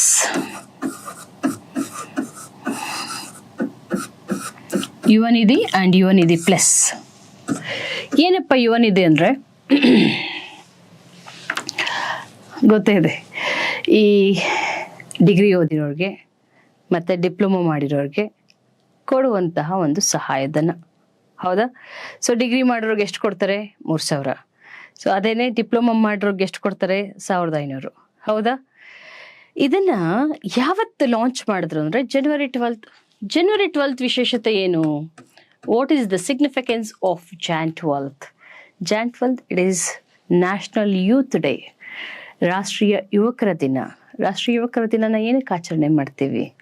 ನಮ್ಮ ಒಂದು ವಿವೇಕಾನಂದರ ಜನ್ಮದಿನ, ಹೇಳಿ ಎದ್ದೇಳಿ, ಗುರಿ ಮುಟ್ಟುವ ತನಕ ನಿಲ್ಲದಿರಿ ಅಂತ ಯುವಕರನ್ನ ಉದ್ದೇಶಿಸಿ ಮಾತನಾಡಿದ್ರಲ್ಲ, ಯುವಕರನ್ನ ಉದ್ದೇಶಿಸಿ ಕೆಲವೊಂದು ಪ್ರವಚನಗಳನ್ನು ಕೊಟ್ಟಿದ್ರಲ್ಲ. ಸೊ ಯುವಕರಲ್ಲಿ ಈ ಒಂದು ಇಡೀ ಒಂದು ದೇಶದ ಭವಿಷ್ಯ ಅಡಗಿದೆ ಅಂತ ಹೇಳ್ತಾರೆ. ಓಕೆ, ನಾವು ಅಂದ್ರೆ ಯುವಕರು ಯಾವ ದಿಕ್ಕಿಗೂ ಬೇಕಾದ್ರೆ ನಮ್ಮ ಒಂದು ದೇಶದ ಭವಿಷ್ಯವನ್ನ ನಾವು ಬದಲಾಯಿಸಬಹುದು ಅಂತ. ರೈಟ್. ಸೊ ಹಾಗಾಗಿ Jan 12 ಇದನ್ನ ಲಾಂಚ್ ಮಾಡ್ತಾರೆ. ಆದ್ರೆ ಇಲ್ಲಿ ಲಕ್ಷಕ್ಕೂ ಹೆಚ್ಚು ಯುವಕರು ಇದರ ಪ್ರಯೋಜನವನ್ನು ಪಡ್ಕೊಳ್ತಾ ಇದ್ದಾರೆ. ಯುವ ನಿಧಿ ಪ್ಲಸ್ ಅಂದ್ರೆ ಏನ್ ಗೊತ್ತಾ? So they bring employers and youths under one platform. Employers ಉದ್ಯೋಗಿಗಳು ಮತ್ತೆ ನಿರುದ್ಯೋಗಿ ಅನ್ಎಂಪ್ಲಾಯ್ಡ್ ಯೂತ್ಸ್, ನಿರುದ್ಯೋಗಿ ಯುವಕರು, ಇವರಿಬ್ಬರನ್ನು ಒಂದೇ ವೇದಿಕೆಯಲ್ಲಿ ತರೋದು. ಯಾಕೆಂದ್ರೆ ಈ ಎಂಪ್ಲಾಯರ್ಸಿಗೆ ಇವ್ರ ಆಕ್ಸೆಸ್ ಸಿಗುತ್ತೆ, ಮತ್ತೆ ಈ ಅನ್ಎಂಪ್ಲಾಯ್ಡ್ ಯೂತ್ಸ್ಗೆ ಸ್ಕಿಲ್ ಡೆವಲಪ್ಮೆಂಟ್ ಪ್ರೋಗ್ರಾಮ್ ಅಥವಾ ಟ್ರೈನಿಂಗ್ ಕೂಡ ಕೊಡ್ತಾರೆ. Okay, more than 25,000 people they'll get training. Okay, and ಉದ್ಯೋಗ ಮೇಳಗಳನ್ನು ಕೂಡ ಹಮ್ಮಿಕೊಳ್ತಾರೆ. ಉದ್ಯೋಗ ಮೇಳ ಇಷ್ಟು ಜನರಿಗೆ ಟ್ರೈನಿಂಗ್ ಕೊಡ್ತಾರೆ, 25,000 ಜನಕ್ಕೆ, ಯುವಕರಿಗೆ. ಮತ್ತೆ ಉದ್ಯೋಗ ಮೇಳ ಕೂಡ ಹಮ್ಮಿಕೊಳ್ತಾರೆ. ಉದ್ಯೋಗ ಮೇಳ ಅಂದ್ರೆ ಏನು? ಅಲ್ಲಿ ಉದ್ಯಮಿಗಳು ಬಂದಿರ್ತಾರೆ, ಮತ್ತೆ ನಿರುದ್ಯೋಗಿಗಳು ಇರ್ತಾರೆ, ಆಯ್ಕೆ ಮಾಡ್ಕೋತಾರೆ ಉದ್ಯೋಗ ಮೇಳಗಳ ಮೂಲಕ. ಓಕೆ, ದಿಸ್ ಅಬೌಟ್ ಯುವ Nidhi and Yuva Nidhi plus. Right. So lowest allocation ಇದಕ್ಕೆ ಹೋಗ್ತಾ ಇರೋದು, ಕಮ್ಮಿ ಕೊಡ್ತಾ ಇರೋದು. ಓಕೆ, ಯಾಕೆಂದ್ರೆ ಇದನ್ನ ಎಷ್ಟು ವರ್ಷ ಅಂದ್ರೆ ಅಷ್ಟು ವರ್ಷ ಕೊಡಲ್ಲ. ಸೊ ಅದಕ್ಕೆ ಒಂದು ಸೀಮಿತ ಅವಧಿ ಇದೆ. ನೀವೆಷ್ಟು ಬೇಗ ಜಾಬ್ ತಗೊಂಡ್ರೆ ಅಥವಾ ಈ ಒಂದು ಕೌಶಲ್ಯ ಅಂದ್ರೆ ಒಂದು 1 year ವರೆಗೂ ಕೊಡ್ತಾರೆ, ಅಥವಾ ಬೇಗ ಜಾಬ್ ತಗೊಳ್ಳೋವರೆಗೂ ಕೊಡ್ತಾರೆ ಅಷ್ಟೇ. ಅವೆರಡರಲ್ಲಿ ಯಾವ್ದು ಬೇಗ ಆಗುತ್ತೋ ಅಷ್ಟು ಬೇಗ ಅದನ್ನ ಕ್ಲೋಸ್ ಮಾಡ್ತಾರೆ. ನೆಕ್ಸ್ಟ್ ಇದೆಲ್ಲ ಒಲಿಂಪಿಕ್ಸ್ಗೆ ಪಾಪ ನಾವು ಗೋಲ್ಡ್ ತಗೊಂಬಂದ್ರೆ 6 crore 3 crore ಹಿಂಗೆಲ್ಲ ಕೊಡ್ತೀವಿ ಅಂತ ಹೇಳಿದ್ರು. Could not happen. Okay, so ಅದನ್ನ ಬಿಡಿ. ಮತ್ತೆ ಅದು ಬಜೆಟಲ್ಲಿ ಮೆನ್ಷನ್ ಮಾಡಿದ್ರು, ರಾಜ್ಯ ಕೌಶಲ್ಯ ಎಲ್ಲ ಒಲಿಂಪಿಕ್ಸ್ ಅಂತ ಅಂದ್ಬಿಟ್ಟು. Did not work out. Skill connect ಅಂತ. Skill connect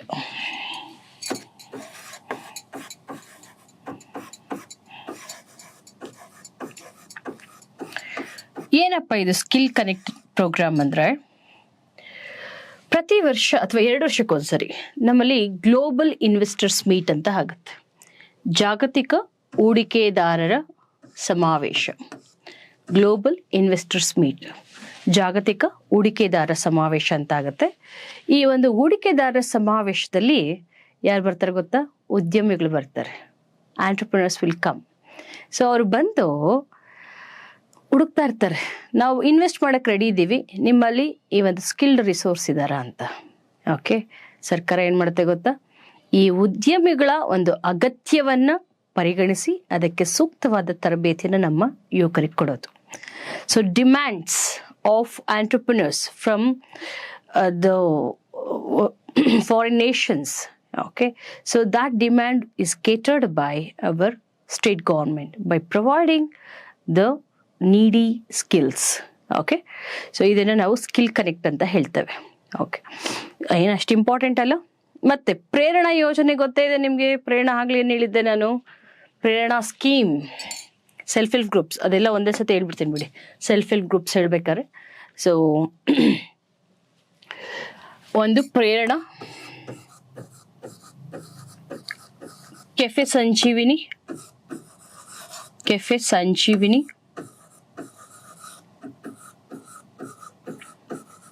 coffee kiosk,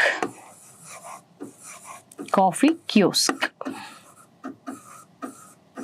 Prerana, cafe Sanjeevini, coffee kiosk.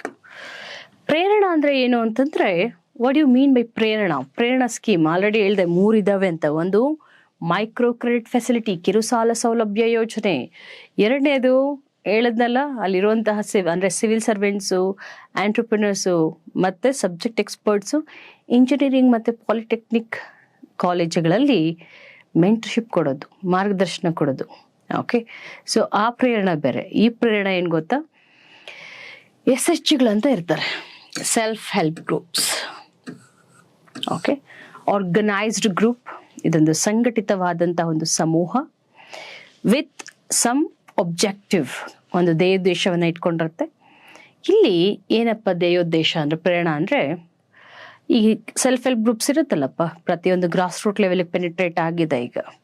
Okay. So ಈ ಸೆಲ್ಫ್ ಹೆಲ್ಪ್ ಗ್ರೂಪ್ಸು ಏನು ಮಾಡಬೇಕು ಅಂದರೆ, ಪ್ರತಿಯೊಂದು ಅಂದರೆ ಹಳ್ಳಿಲಿರುವ ಹದಿಹರೆಯದ ಹೆಣ್ಣು ಮಕ್ಕಳಿಗೆ ಮೆನ್ಸ್ಟ್ರುಯಲ್ ಕಪ್ ಬಳಕೆಯ ಬಗ್ಗೆ ಅರಿವು ಮತ್ತು ಜಾಗೃತಿಯನ್ನು ಮೂಡಿಸ್ಬೇಕು. Self help groups has to create awareness about usage of menstrual cups. ಯಾಕೆಂದರೆ ಮೆನ್ಸ್ಟ್ರಲ್ ಕಪ್ ಅದಕ್ಕೆ there are multifold advantages. ಅದರ ಒಂದು ಉಪಯೋಗಗಳು ಬಹಳ ಇದ್ದಾವೆ. ಒಂದು, ದೀರ್ಘಕಾಲಿಕವಾಗಿ 8 ವರ್ಷದವರೆಗೂ ಒಂದು ಮೆನ್ಸ್ಟ್ರಲ್ ಕಪ್ಪನ್ನು ಯೂಸ್ ಮಾಡ್ಬೋದು. Life span is more. So ಅದರಿಂದ ಎಕನಾಮಿಕ್ ಕಾಸ್ಟು ಉಳಿಯುತ್ತೆ. ಎರಡನೇದು ಏನಪ್ಪ ಅಂತಂದರೆ, ಈ ಎನ್ವಿರಾನ್ಮೆಂಟ್ ಡಿಗ್ರೇಡೇಷನ್ ಅಂದರೆ ಎನ್ವಿರಾನ್ಮೆಂಟಲ್ಲಿ ಇದು ಕರಗೋದಿಲ್ಲ ರೀ. ಓಕೆ. ಯಾವುದು ಈ ಪ್ಯಾಡ್ಸ್ ಅಂತ ಹೇಳ್ತೀವಲ್ಲ, ಸ್ಟೇ ಫ್ರೀ, ವಿಸ್ಪರ್, ಇವೆಲ್ಲ ಪ್ಯಾಡ್ಸ್ ಎಲ್ಲ ಇದೆಯಲ್ಲ. So that will not get disintegrated into the soil. It takes many years. Okay. ಹಾಗಾಗಿ ಸೊ ಆ ಒಂದು ತ್ಯಾಜ್ಯದ ಸಮಸ್ಯೆ ಉಂಟಾಗೋದಿಲ್ಲ. ಪರಿಸರ ಸ್ನೇಹಿಯಾದಂತಹ ಒಂದು ಕ್ರಮ ಇದು. ನೆಕ್ಸ್ಟು ಇನ್ನೊಂದು ಹೆಲ್ತ್ ಅಂತ ತಗೊಂಡ್ರು ಕೂಡ it is okay helping the reproductive health of women. So reproductive health ಅಂದರೆ ಈ ಒಂದು ಸ್ವಾಸ್ಥ್ಯಕ್ಕೆ, ಹೆಣ್ಣಿನ ಒಂದು ಸಂತಾನೋತ್ಪತ್ತಿ ಸ್ವಾಸ್ಥ್ಯಕ್ಕೂ ಕೂಡ ತೊಡಕುಂಟಾಗೋದಿಲ್ಲ. ಆ ನಿಟ್ಟಿನಲ್ಲಿ ಸೊ ಇದನ್ನು ಬಳಸಬೇಕು ಅಂತ ಈ ಸರ್ಕಾರ ಕೂಡ ಈ ಕಾರ್ಯಕ್ರಮವನ್ನು ಕೈಗೊಂಡಿದೆ. ಯಾವುದು? ಪ್ರೇರಣಾ. Then we'll come to Cafe Sanjeevani. It's a very important concept and you can get a question on this. ಪ್ರಶ್ನೆ ಇದ್ರ ಮೇಲೆ ಬರೋ ಚಾನ್ಸಸ್ ಇದೆ. ಏನು ಗೊತ್ತಾ, ಕೆಫೆ ಸಂಜೀವಿನಿ ಅಂದರೆ, ಈಗ ಒಂದು ಹಳ್ಳಿ, ಪ್ರತಿಯೊಂದು ಹಳ್ಳಿಯಲ್ಲೂ ಒಂದು SSG ಇರುತ್ತೆ ಅಂತ ಅಂದ್ಕೊಳ್ಳಿ. ಈ SSGಗೆ ಸರ್ಕಾರ ಫಂಡ್ ಕೊಡುತ್ತೆ. Government will give fund. ಈ ಫಂಡ್ ತಗೊಂಡವರು ಇದು ಕೆಫೆ ಹಾಕ್ಕೋತಾರೆ. ಕೆಫೆ ಅಂದರೆ ಕ್ಯಾಂಟೀನ್. ಇದು ಎಲ್ಲಿ ಗೊತ್ತಾ? ಪ್ಲೀಸ್ ರಿಮೆಂಬರ್, ರೂರಲ್ ಏರಿಯಾಸ್, ಗ್ರಾಮೀಣ ಭಾಗ. ರೂರಲ್ ಏರಿಯಾಸಲ್ಲಿ, ಗ್ರಾಮೀಣ ಭಾಗದಲ್ಲಿ ಸೊ ಕ್ಯಾಂಟೀನ್ ಇಡ್ತಾರೆ. ಕ್ಯಾಂಟೀನಲ್ಲಿ ಇಲ್ಲಿ ತಯಾರಿಸುವಂಥ ಆಹಾರ ಯಾವ ಕ್ರೈಟೀರಿಯಾ ಮ್ಯಾಚ್ ಆಗಬೇಕಂದ್ರೆ, ಇದು ಗ್ರಾಮೀಣ ಒಂದು ಆಹಾರವನ್ನು, ಸ್ಥಳೀಯ ಆಹಾರವನ್ನು, local food. It has to prepare the local food. Pizza burger, cafe ಅಂದಿದ ತಕ್ಷಣ ಪಿಜ್ಜಾ ಬರ್ಗರ್ ಅನ್ಕೊಂಬಿಡಿ. ಸ್ಥಳೀಯ ಆಹಾರವನ್ನು ಶುಚಿಯಾಗಿ, hygiene, they have to maintain hygiene. ಮತ್ತೆ ಮೂರನೇ ಮಾನದಂಡ ಏನು ಗೊತ್ತಾ? ಸಿಕ್ಕಾಪಟ್ಟೆ 1 ಪ್ಲೇಟ್ ಚಿತ್ರಾನ್ನ 100 ರೂಪಾಯಿ 200 ರೂಪಾಯಿ ಅನ್ನಂಗಿಲ್ಲ. ಆಫರ್ಡಬಲ್ ಪ್ರೈಸಲ್ಲಿ ಜನರಿಗೆ ಕೊಡಬೇಕು. ಕೈಗೆಟುಕುವ ದರದಲ್ಲಿ ಕೊಡಬೇಕು. ಆಫರ್ಡಬಲ್. ಸ್ಥಳೀಯ ಆಹಾರವನ್ನು ಶುಚಿಯಾಗಿ ತಯಾರಿಸಿ ಅದನ್ನು ಕೈಗೆಟುಕುವ ದರದಲ್ಲಿ ಅಲ್ಲಿನ ಒಂದು ಜನರಿಗೆ ಕೊಡಬೇಕು. ಇದನ್ನೇ ನಾವು ಕೆಫೆ ಸಂಜೀವಿನಿ ಅಂತ. This project are this scheme only meant for rural woman. Okay, ಗ್ರಾಮೀಣ ಮಹಿಳೆಯರಿಗೆ. So especially through SSGs they can collaboratively join and open canteens. Okay, so canteen open ಮಾಡಿ ಅವ್ರಿಗೂ ಆರ್ಥಿಕ ಆಧಾರ ಆಗುತ್ತೆ. ಓಕೆ, ಜೀವನೋಪಾಯ ಆಗುತ್ತೆ. ಅದರ ಜೊತೆಗೆ ಅಲ್ಲಿನ ಜನರ ಒಂದು ಆಹಾರ ಬೇಡಿಕೆನೂ ನೀಗಿಸ್ದಂಗೆ ಆಗುತ್ತೆ. Coffee kiosk. ಕಾಫಿ ಗೊತ್ತೇ ಇದೆ ನಿಮಗೆ. ಸೊ ಆಗಲೇ ರೇಷ್ಮೆ ನಾಡು ಅಂತ ಹೇಳಿದ್ನಲ್ಲ ಕರ್ನಾಟಕನ. ಬರೀ ರೇಷ್ಮೆ ನಾಡು ಅಷ್ಟೇ ಅಲ್ಲ, ಕಾಫಿ ನಾಡು ಕೂಡ. ಅಂದರೆ ಕಾಫಿ ನಾಡು ಅಂದರೆ ಯಾವುದನ್ನು ಹೇಳ್ತೀವಿ ನಾವು? ಚಿಕ್ಕಮಂಗ್ಳೂರು. ಆದರೆ ಕಾಫಿ ಹೈಯೆಸ್ಟ್ ಪ್ರೊಡ್ಯೂಸ್ ಮಾಡೋದು ಯಾವುದು? ಕೊಡಗು. ಕೊಡಗು ಹೈಯೆಸ್ಟ್ ಪ್ರೊಡ್ಯೂಸ್ ಮಾಡೋದು. ಆದರೆ ಯಾಕೆ ಚಿಕ್ಕಮಂಗ್ಳೂರ್ಗೆ ಹೇಳ್ತೀವಿ ಅಂದರೆ, ಫಸ್ಟ್ ಟೈಮ್ ಕಾಫಿ ಸೊ ಎಲ್ಲಿ ಬೆಳೆದಿದ್ದು ಅಂದರೆ ಚಿಕ್ಕಮಂಗ್ಳೂರಲ್ಲಿ ಬಾಬಾ ಬುಡನ್ಗಿರಿ ಹಿಲ್ಸಲ್ಲಿ. So Kodagu highest production. ಕಿತ್ತಳೆ ನಾಡು ಅಂತೀವಿ ಯಾವುದನ್ನು? ಕೊಡಗನ್ನು. ಎನಿವೆ, ಕಾಫಿ ಯಾಕೆ ಕಾಫಿ ಇಂಪಾರ್ಟೆಂಟ್ ಅಂದರೆ, ನಮ್ಮ ಕರ್ನಾಟಕದಿಂದ so almost 50 to 60% coffee contributes from Karnataka. ಇಡೀ ಒಂದು ದೇಶದಲ್ಲಿ ಹೈಯೆಸ್ಟ್ ಕಾಫಿ ಪ್ರೊಡಕ್ಷನ್ ಕರ್ನಾಟಕ. ಇಡೀ ದೇಶದಲ್ಲಿ highest silk production Karnataka. So ಗೊತ್ತಿರಬೇಕು. ಅದರಲ್ಲಿ ವೆರೈಟೀಸ್ ಇದೆ. ಅರೇಬಿಕಾ, ರೋಬಸ್ಟಾ, ಲೈಬೀರಿಯಾ ಅಂತ ಇದೆ. ಓಕೆ, ಅದಾದಮೇಲೆ ಕಾಫಿ ಕಾನ್ಫರೆನ್ಸ್ ಬೇರೆ ಆಯ್ತಲ್ಲ ನಮ್ಮಲ್ಲೇನೆ. ಇಂಟರ್ನ್ಯಾಷನಲ್ ಕಾಫಿ ಕಾನ್ಫರೆನ್ಸ್, ಅಂತಾರಾಷ್ಟ್ರೀಯ ಕಾಫಿ ಸಮಾವೇಶ ಬೆಂಗಳೂರಲ್ಲಿ ಆಯಿತು.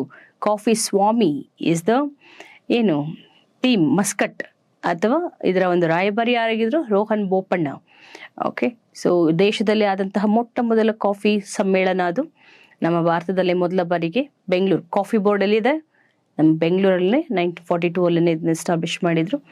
ಎನಿ ಹೌ, ಕಾಫಿ ಕಿಯೋಸ್ಕ್ ಅಂದ್ರೆ ಏನು ನೋಡಿ, ಮಲ್ನಾಡಲ್ಲಿ ಇದನ್ನು ಬೆಳೆಯೋದು ಹೌದಾ, ಕಾಫಿನ ಚಿಕ್ಕಮಂಗ್ಳೂರು, ಸಕಲೇಶ್ವರ ಮತ್ತೆ ಚಿಕ್ಕಮಂಗ್ಳೂರು, ಕೊಡಗು ಇಲ್ಲೆಲ್ಲ ಬೆಳೀತಾರಲ್ವಾ. ಅಲ್ಲೆಲ್ಲ ನೋಡಿ ಕಾಫಿ ಉದ್ಯಮಿಗಳೆಲ್ಲ ಯಾರು ಇರ್ತಾರೆ, ಮೇಲ್ ಮೆಂಬರ್ಸ್ ಹೌದಾ. ಸೊ ಇಲ್ಲಿ ಫೀಮೇಲ್ ಮೆಂಬರ್ಸನ್ನು ಕಾಫಿ ಆಂಟ್ರಪ್ರಿನರ್ಸ್ನಾಗಿ ಎನ್ಕರೇಜ್ ಮಾಡಲಿಕ್ಕೆ ಕಾಫಿ ಕಿಯೋಸ್ಕ್ ಅಂತ, ಅದಕ್ಕೆ ಅಂತ ಕಾಫಿ ಮಂಡಳಿ ತರಬೇತಿ ಕೊಡುತ್ತೆ. ನೀವು ಕೂಡ ಬನ್ನಿ ಮಹಿಳೆಯರೇ, ನೀವು ಬನ್ನಿ ಕಾಫಿ ಉದ್ಯಮಿಗಳಾಗಿ ಅಂತ ಅವ್ರಿಗೆ ತರಬೇತಿನೂ ಕೊಡುತ್ತೆ. ಸೊ ಅದನ್ನು 1,00,000 ಮಹಿಳೆಯರಿಗೆ ತರಬೇತಿ ಕೊಡ್ತಾ ಇದೆ. So coffee board providing training to 1,00,000 women to become entrepreneurs, coffee entrepreneurs. Okay, coffee ಉದ್ಯಮಿಗಳಾಗಲಿಕ್ಕೆ ಅವರಿಗೆ ತರಬೇತಿ ಕೊಡ್ತಿದ್ದಾರೆ. ರೈಟ್. ನೆಕ್ಸ್ಟ್ ಗ್ರಾಮೀಣ ಅಭಿವೃದ್ಧಿ, ರೂರಲ್ ಡೆವಲಪ್ಮೆಂಟ್.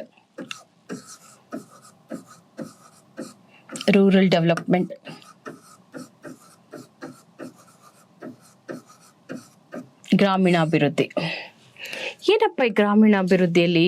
ಸೊ ಇಂಪಾರ್ಟೆಂಟ್ ಅಂದರೆ ರಸ್ತೆ ಇಂಪಾರ್ಟೆಂಟ್ ಅಲ್ವಾ, is a main infrastructure, basic infrastructure. ರಸ್ತೆಗೋಸ್ಕರ 2 ಯೋಜನೆಗಳಿದೆ, ಒಂದು ಪ್ರಗತಿ ಪಥ, ಇನ್ನೊಂದು ಕಲ್ಯಾಣ ಪಥ ಅಂತ. Okay, the first scheme is Pragati ಪಥ.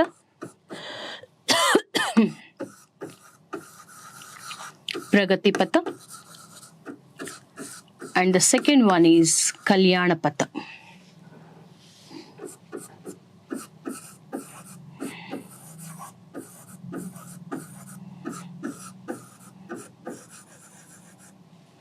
ಪ್ರಗತಿ ಪಥ ಅಂಡ್ ಕಲ್ಯಾಣ ಪಥ. ಭಾರತ ಸರ್ಕಾರದ್ದು ಈ ಒಂದು ರಾಷ್ಟ್ರೀಯ ರಸ್ತೆಗಳನ್ನು ನಿರ್ಮಾಣ ಮಾಡಲಿಕ್ಕೆ ಭಾರತ ಸರ್ಕಾರದ ಯೋಜನೆ ಇದೆ. ಅದನ್ನ ಏನಂತ ಕರಿತೀವಿ ನಾವು? So what we call it as, okay,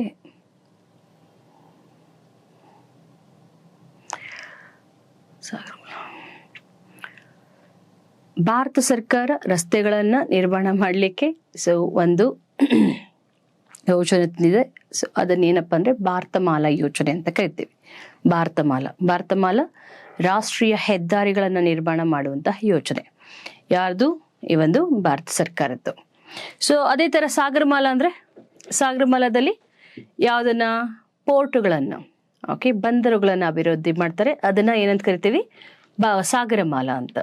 okay, ರಸ್ತೆ ನಿರ್ಮಾಣ ಮಾಡಿದ್ರೆ ಭಾರತಮಾಲಾ ಅಂತ ಯಾಕೆ ಕರೀತಾರೆ ಅಂದ್ರೆ ನೋಡಿ, ಭಾರತ ಮಾತೆ ಹೆಂಗಿದ್ದಾಳ. ಓಕೆ, ಸೊ ಇಲ್ಲಿ ಸೊ ಈ ಒಂದು ರಾಷ್ಟ್ರೀಯ ಹೆದ್ದಾರಿಗಳನ್ನ ಭಾರತಿಗೆ ಮಾಲೆ ಆಗ್ದಂಗೆ ಅಭಿವೃದ್ಧಿ ಪಡಿಸೋದು.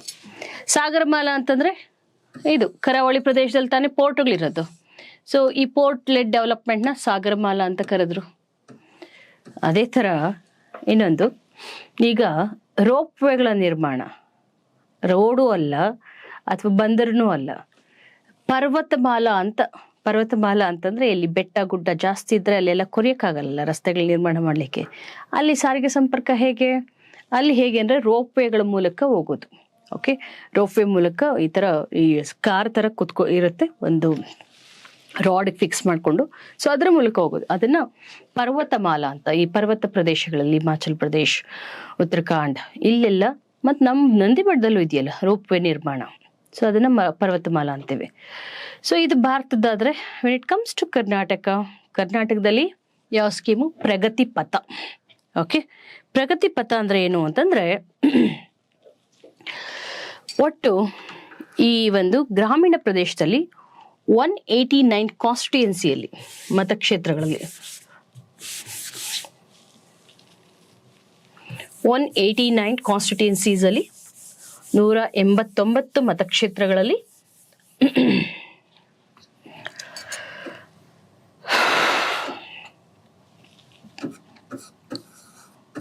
180 ಮತಕ್ಷೇತ್ರದಲ್ಲಿ ಒಂದೊಂದು ಮತಕ್ಷೇತ್ರದಲ್ಲಿ 50 kilometre road. In every constituency so 50 kilometres each. ಅಂದರೆ ಈ 50 ಕಿಲೋಮೀಟರ್ ರಸ್ತೆಯನ್ನು ನಿರ್ಮಾಣ ಮಾಡೋದು. ಒಂದೊಂದು ಕಾನ್ಸ್ಟಿಟ್ಯೂಯೆನ್ಸಿ 50 ಕಿಲೋಮೀಟರ್ ಅಂದರೆ 180 ಅಂದರೆ ಆಲ್ಮೋಸ್ಟ್ 9,500 ಅಷ್ಟೇನೋ ಬರುತ್ತೆ. ಓಕೆ, ಇದನ್ನು ಮಲ್ಟಿಪ್ಲೈ ಮಾಡಿ ಇಷ್ಟು ರೋಡ್ಸನ್ನು ನಿರ್ಮಾಣ ಮಾಡೋದು within span of 5 years. Okay, so ಇದನ್ನು ಪ್ರಗತಿ ಪಥ ಅಂತ ಕರಿತೀವಿ. ಎಲ್ಲಿ?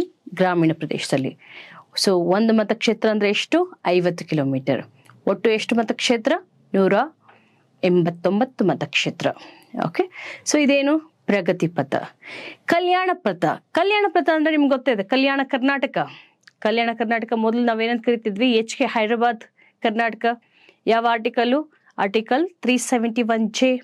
ಹೌದಾ? ಎಷ್ಟೇ ಕಾನ್ಸ್ಟಿಟ್ಯೂಷನ್ ಅಮೆಂಡ್ಮೆಂಟ್ ಆ್ಯಕ್ಟ್ ಮೊನ್ನೆ ಕ್ವಶನ್ ಬಂದಿತ್ತಲ್ಲ.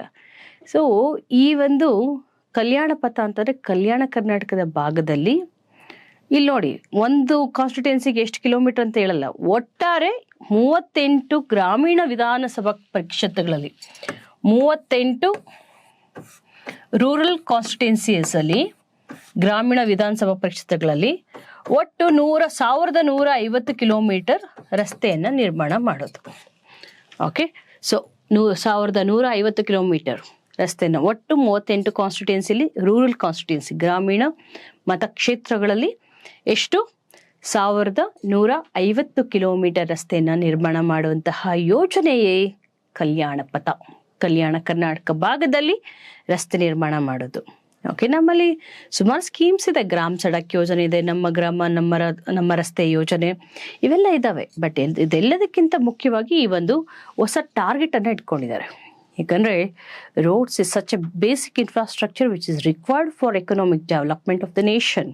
ಒಂದು ರಾಷ್ಟ್ರ ಅಥವಾ ಒಂದು ರಾಜ್ಯ ಅಭಿವೃದ್ಧಿ ಹೊಂದಬೇಕಂದ್ರೆ ರಸ್ತೆಗಳು ಅತ್ಯಗತ್ಯವಾದದ್ದು. ಯಾಕೆಂದರೆ ಒಂದು ಸೇಯಿಂಗ್ ಇದೆ, America did not make no roads but roads made America ಅಂತ. ಅಮೇರಿಕ ರಸ್ತೆಗಳನ್ನ ಕಟ್ಟಿದ್ದಲ್ಲ, ರಸ್ತೆಗಳೇ ಅಮೇರಿಕನ ಕಟ್ತು ಅಂತ. ಅಂದರೆ ರಸ್ತೆಗಳಿಗೆ ಒಂದು ದೇಶನ ಕಟ್ಟಷ್ಟು ತಾಕತ್ತಿದೆ ಅಂತ ಅರ್ಥ. ಓಕೆ, ಸೊ ಇದು ಪ್ರಗತಿ ಪಥ, ಕಲ್ಯಾಣ ಪಥ. ನೆಕ್ಸ್ಟು ಈ ಒಂದು ನರೇಗಾ ಸ್ಕೀಮನ್ನು ಮೆನ್ಷನ್ ಮಾಡಿದ್ದಾರೆ. ಅಲ್ಲಿ ನರೇಗಾ ಯೋಜನೆಯಲ್ಲಿ 16 ಕೋಟಿ ಮಾನವ ದಿನಗಳ ಒಂದು ಸೃಜನೆ. ಮಾನವ ದಿನಗಳಂದ್ರೆ ಮ್ಯಾಂಡೇಸ್, 16 crore ಮ್ಯಾಂಡೇಸ್ ಅಷ್ಟು ಉದ್ಯೋಗವನ್ನು ನಾವು ಕ್ರಿಯೇಟ್ ಮಾಡಬೇಕು, ಸೃಷ್ಟಿಸಬೇಕು ಅನ್ನೋಂತಹ ಒಂದು ಟಾರ್ಗೆಟನ್ನು ಕೂಡ ಇಟ್ಕೊಂಡಿದ್ದಾರೆ ಸರ್ಕಾರ. NREGA scheme very successful. ನಾನು ಹೇಳದ್ನಲ್ಲ, ಒಂದು ಉದ್ಯೋಗ ಖಾತ್ರಿ ಯೋಜನೆ. ಏನಾದರೂ ಉದ್ಯೋಗ ಖಾತ್ರಿ ಅಂತ ಯಾಕೆ ಹೇಳ್ತಿದ್ದೀವಿ? ಕೊಟ್ಟಿಲ್ಲ ಅಂತಂದರೆ ಈಗೇನು, ಸೊ ಅವರು ಪರಿಹಾರವನ್ನು ಕೊಡಬೇಕಾಗತ್ತೆ. ಉದ್ಯೋಗ ಕೊಟ್ಟಿಲ್ಲ ಅಂದ್ರೂ ಪರಿಹಾರ ಭತ್ಯೆ ಕೊಡಬೇಕಾಗತ್ತೆ, ಉದ್ಯೋಗ ಭತ್ಯೆ. ಸೊ ಇದರಿಂದ ಹೆಚ್ಚು ಮಹಿಳೆಯರು ಇದರಿಂದ ಬೆನಿಫಿಟ್ ಪಡ್ಕೊತಿದ್ದಾರೆ. 50% ರಿಸರ್ವ್ ಫಾರ್ ವುಮೆನ್. ಓಕೆ, ಇದೆಲ್ಲರಿಗೂ ಇದೆ. APL BPL ಎಲ್ಲರಿಗೂ. UPSC ಒಂದು ಕ್ವಶನ್ ಇತ್ತು, ಇದು ಬರೀ APL ಅವ್ರಿಗ BPL ಅವ್ರಿಗ ಅಂತ. ಎಲ್ಲರಿಗೂ ಇದೆ. ನೀವು ಕೆಲಸ ಮಾಡ್ಬೋದು. Okay, so but it is a unskilled work. ಇದಕ್ಕೇನು ಸ್ಕಿಲ್ ಏನು ಬೇಕಾಗಿಲ್ಲ, ಕೌಶಲ್ಯ ಬೇಕಾಗಿಲ್ಲ. If you are willing to work then go and work. Okay, so ಅದು MG NREGA scheme. So stipulated time ಪೀರಿಯಡಲ್ಲಿ ಅವರು ಕೆಲಸ ಕೊಡಬೇಕಾಗತ್ತೆ. ಆಗಲೇ ಸಣ್ಣ ಸರೋವರ ಯೋಜನೆ ಹೇಳಿದ್ನಲ್ಲ, ಇಂಥದಕ್ಕೆಲ್ಲ ಬಳಸ್ಕೋತಾರೆ ನರೇಗಾ ವರ್ಕರ್ಸನ್ನು. ನರೇಗಾ ವರ್ಕರ್ಸ್ ಮಕ್ಕಳಿಗೆ ಕೂಸಿನ ಮನೆ ಅಂತ ಒಂದು ಯೋಜನೆ ತಂದಿದ್ದಾರೆ. ಕೂಸಿನ ಮನೆ ಅಂತಂದರೆ ಸೊ 6 months to 6 years ಅವರನ್ನು ಹೋಗಿ ಈ ಕೂಸಿನ ಮನೆಗಳಲ್ಲಿ ಬಿಟ್ಟು ಹೋಗ್ತಾರೆ. ಕ್ರಷಿ ಸಿಸ್ಟಮ್ ಅಂತ ಅಲ್ಲಿ ಬಿಟ್ಟು ಹೋಗ್ತಾರೆ. ಪಾಪ ಅಲ್ಲಿ ಅವ್ರಿಗೆ ಪೌಷ್ಟಿಕಾಂಶ, ನರೇಗಾ ವರ್ಕರ್ಸ್ ಮಕ್ಳು ಹೆಂಗಪ್ಪ ಇರ್ತಾರೆ, ಸೊ ಮಾಲ್ ನ್ಯೂಟ್ರಿಷನ್ ಸಮಸ್ಯೆ ಇರುತ್ತೆ, ಅಪೌಷ್ಟಿಕತೆ ಇರುತ್ತೆ ಅಂಥವ್ರಿಗೆಲ್ಲ ಪೌಷ್ಟಿಕ ಆಹಾರವನ್ನು ಕೊಡ್ತಾರೆ. ಓಕೆ, ಸೊ ಅದ್ರ ಜೊತೆಗೆ ಆ ಮಕ್ಕಳನ್ನು ಲಾಲನೆ ಪಾಲನೆ ಮಾಡ್ತಾರೆ. ಅವರು ನಿರ್ಭೀತವಾಗಿ ಅಲ್ಲಿ ಕೆಲಸ ಮಾಡ್ಕೊಂಡು, ಯಾಕಂದ್ರೆ ಸೆಕ್ಯೂರಿಟಿ ಇವಾಗೆಲ್ಲ ಸಣ್ಣ ಮಕ್ಕಳ ಮೇಲೆಲ್ಲ ಅತ್ಯಾಚಾರ ಆಗ್ತಾ ಇದೆ ಅಲ್ಲ, ಸೊ ಸೆಕ್ಯೂರಿಟಿ ಇರುತ್ತೆ. ಕೂಸಿನ ಮನೆ ಯೋಜನೆ especially for NREGA workers. Okay, so next ಅರಿವು ಕೇಂದ್ರ ಅಂತ. ಅರಿವು ಕೇಂದ್ರ, ಅರಿವು ನಮಗೆಲ್ಲ ಅರಿವು ಜ್ಞಾನ ಎಲ್ಲಿ ಸಿಗುತ್ತೆ? ಗ್ರಂಥಾಲಯಗಳೆಲ್ಲ ಅಲ್ವಾ, ಲೈಬ್ರರೀಸ್. ಸೊ ಈ ಲೈಬ್ರರಿನ ಇನ್ನಷ್ಟು ಅಪ್ಗ್ರೇಡ್ ಮಾಡೋದು ಮತ್ತು ಡಿಜಿಟಲೈಸ್ ಮಾಡೋದು. ಲೈಬ್ರರಿ ಅಥವಾ ಗ್ರಂಥಾಲಯಗಳ ಡಿಜಿಟಲೀಕರಣ ಮತ್ತು ಅದನ್ನು ಮೇಲ್ದರ್ಜೆಗೇರಿಸೋದು. ಅಪ್ಗ್ರೇಡೇಷನ್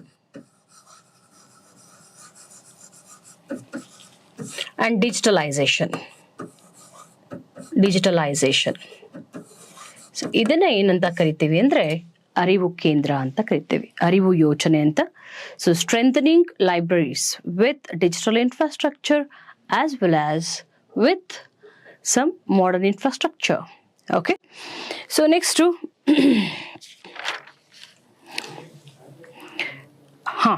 ಗ್ರಾಮೀಣಾಭಿವೃದ್ಧಿಯಲ್ಲಿ ಇನ್ನೊಂದು scheme ಹೊಂಬೆಳಕು.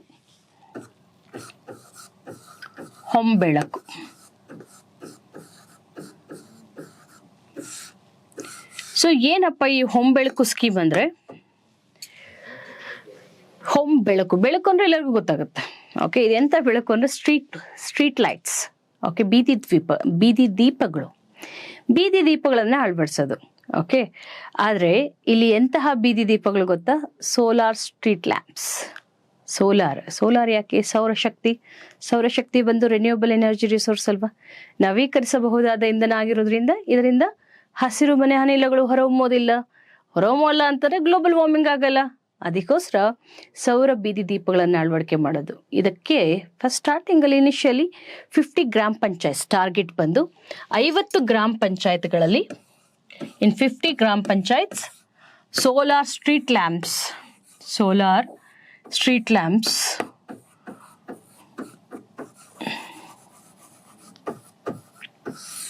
R installed. So 50 solar ಲ್ಯಾಂಪ್ಗಳನ್ನು 50 ಗ್ರಾಮ ಪಂಚಾಯತ್ಗಳಲ್ಲಿ ಫಸ್ಟ್ ಅಳವಡಿಕೆ ಮಾಡ್ತಾರೆ. ಸೊ ನೆಕ್ಸ್ಟ್ ಇದನ್ನ ಹಂಗೆ ಎಕ್ಸ್ಟೆಂಡ್ ಮಾಡ್ತಾ ಹೋಗ್ತಾರೆ. ಓಕೆ, ನೆಕ್ಸ್ಟ್ ಪ್ಯಾಲಿಯೇಟಿವ್ ಕೇರ್ ಅಂತ. ಹೊಂಬೆಳಕು, ಸೊ ಕೇಳಿಸ್ಕೊಳ್ಳಿ, ಬೆಳಕು ಅಂದ್ರೆ ಅರ್ಥ ಆಗುತ್ತೆ, ಸ್ಟ್ರೀಟ್ ಲ್ಯಾಂಪ್ಸ್ ಗೊತ್ತಾಗುತ್ತೆ, ಬಟ್ ಸೋಲಾರ್ ಅಂತ ಗೊತ್ತಾಗಲ್ಲ, ಇದೊಂದು ಗೊತ್ತಿರಬೇಕು. Solar street lamps. Next palliative care ಅಂತ. Palliative care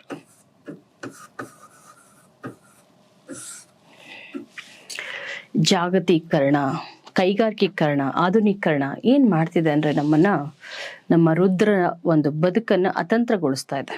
globalisation and industrialisation, urbanisation making our elders very insecure.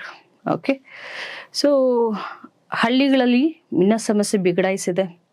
At least ಸಿಟಿಗಳಲ್ಲಿ ಹೋಗಿ ವೃದ್ಧಾಶ್ರಮಕ್ಕಾದ್ರೂ ಆಗ್ತಾರೆ. ಪಾಪ ಹಳ್ಳಿಗಳಲ್ಲಿ ವಯಸ್ಸಾದವ್ರನ್ನ ನೋಡ್ಕೊಳ್ಳೋದಿಲ್ಲ, ಯಾಕಂದ್ರೆ ಅವ್ರದ್ದು ಒಂದು ಜೀವನ ಬದುಕು, ಅವರು ಹೊಲ ತೋಟಕ್ಕೆ ಹೋಗ್ಲೇಬೇಕು. ಇಂತಹ ಒಂದು ಹಿರಿಯ ನಾಗರಿಕರ ಸೇವೆಗಾಗಿ ಪ್ಯಾಲಿಯೇಟಿವ್ ಕೇರ್ ಸೆಂಟರ್ಸ್ ಅಂತ ಮಾಡ್ತಿದ್ದಾರೆ. ಪ್ಯಾಲಿಯೇಟಿವ್ ಕೇರ್ ಕನ್ನಡದಲ್ಲಿ ಇದನ್ನು ಆರೈಕೆ ಉಪಶಮನ ಕೇಂದ್ರ ಅಂತ. ಓಕೆ, ಆರೈಕೆ ಉಪಶಮನ ಕೇಂದ್ರ ಅಂತ 100 ಗ್ರಾಮ ಪಂಚಾಯತ್ಸ್ ಅಲ್ಲಿ ಇದನ್ನ ತರ್ತಿದ್ದಾರೆ. 100 ಗ್ರಾಮ ಪಂಚಾಯತ್ಸ್ ಪ್ಯಾಲಿಯೇಟಿವ್ ಕೇರ್ ಸೆಂಟರ್ಸ್ ಅಂತ 100 ಗ್ರಾಮ ಪಂಚಾಯತ್ಸ್ ಅಲ್ಲಿ. ಇದಕ್ಕೆ ಗ್ರಾಮಸ್ಥರ ಒಂದು ಸಹಭಾಗಿತ್ವ. ಬರೀ ಗೌರ್ಮೆಂಟು ಒಂದ್ ಕೈ ಸೇರಿದ್ರೆ ಚಪ್ಪಳೆ ಆಗಲ್ಲ, 2 ಕೈ ಬೇಕು. ಸೊ ಗ್ರಾಮಸ್ಥರು ಕೂಡ ಇದಕ್ಕೆ ಕೈ ಜೋಡಿಸ್ಬೇಕು. Okay, with the assistance of rural people, ಗ್ರಾಮಸ್ಥರ ಒಂದು ಸಹಯೋಗದೊಂದಿಗೆ ಈ ಒಂದು ಪ್ಯಾಲಿಯೇಟಿವ್ ಕೇರ್ ಆರೈಕೆ ಉಪಶಮನ ಕೇಂದ್ರ ಅಂತ ಹಿರಿಯ ನಾಗರಿಕರ ಆರೈಕೆಗಾಗಿ for senior citizens.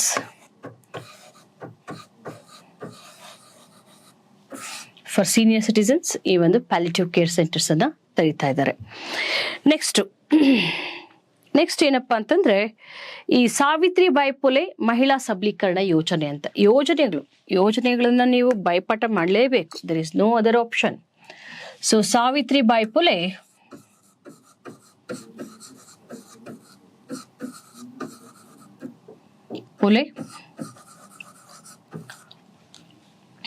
Empowerment scheme ಅಂತ, ಸಬಲೀಕರಣ ಯೋಜನೆ.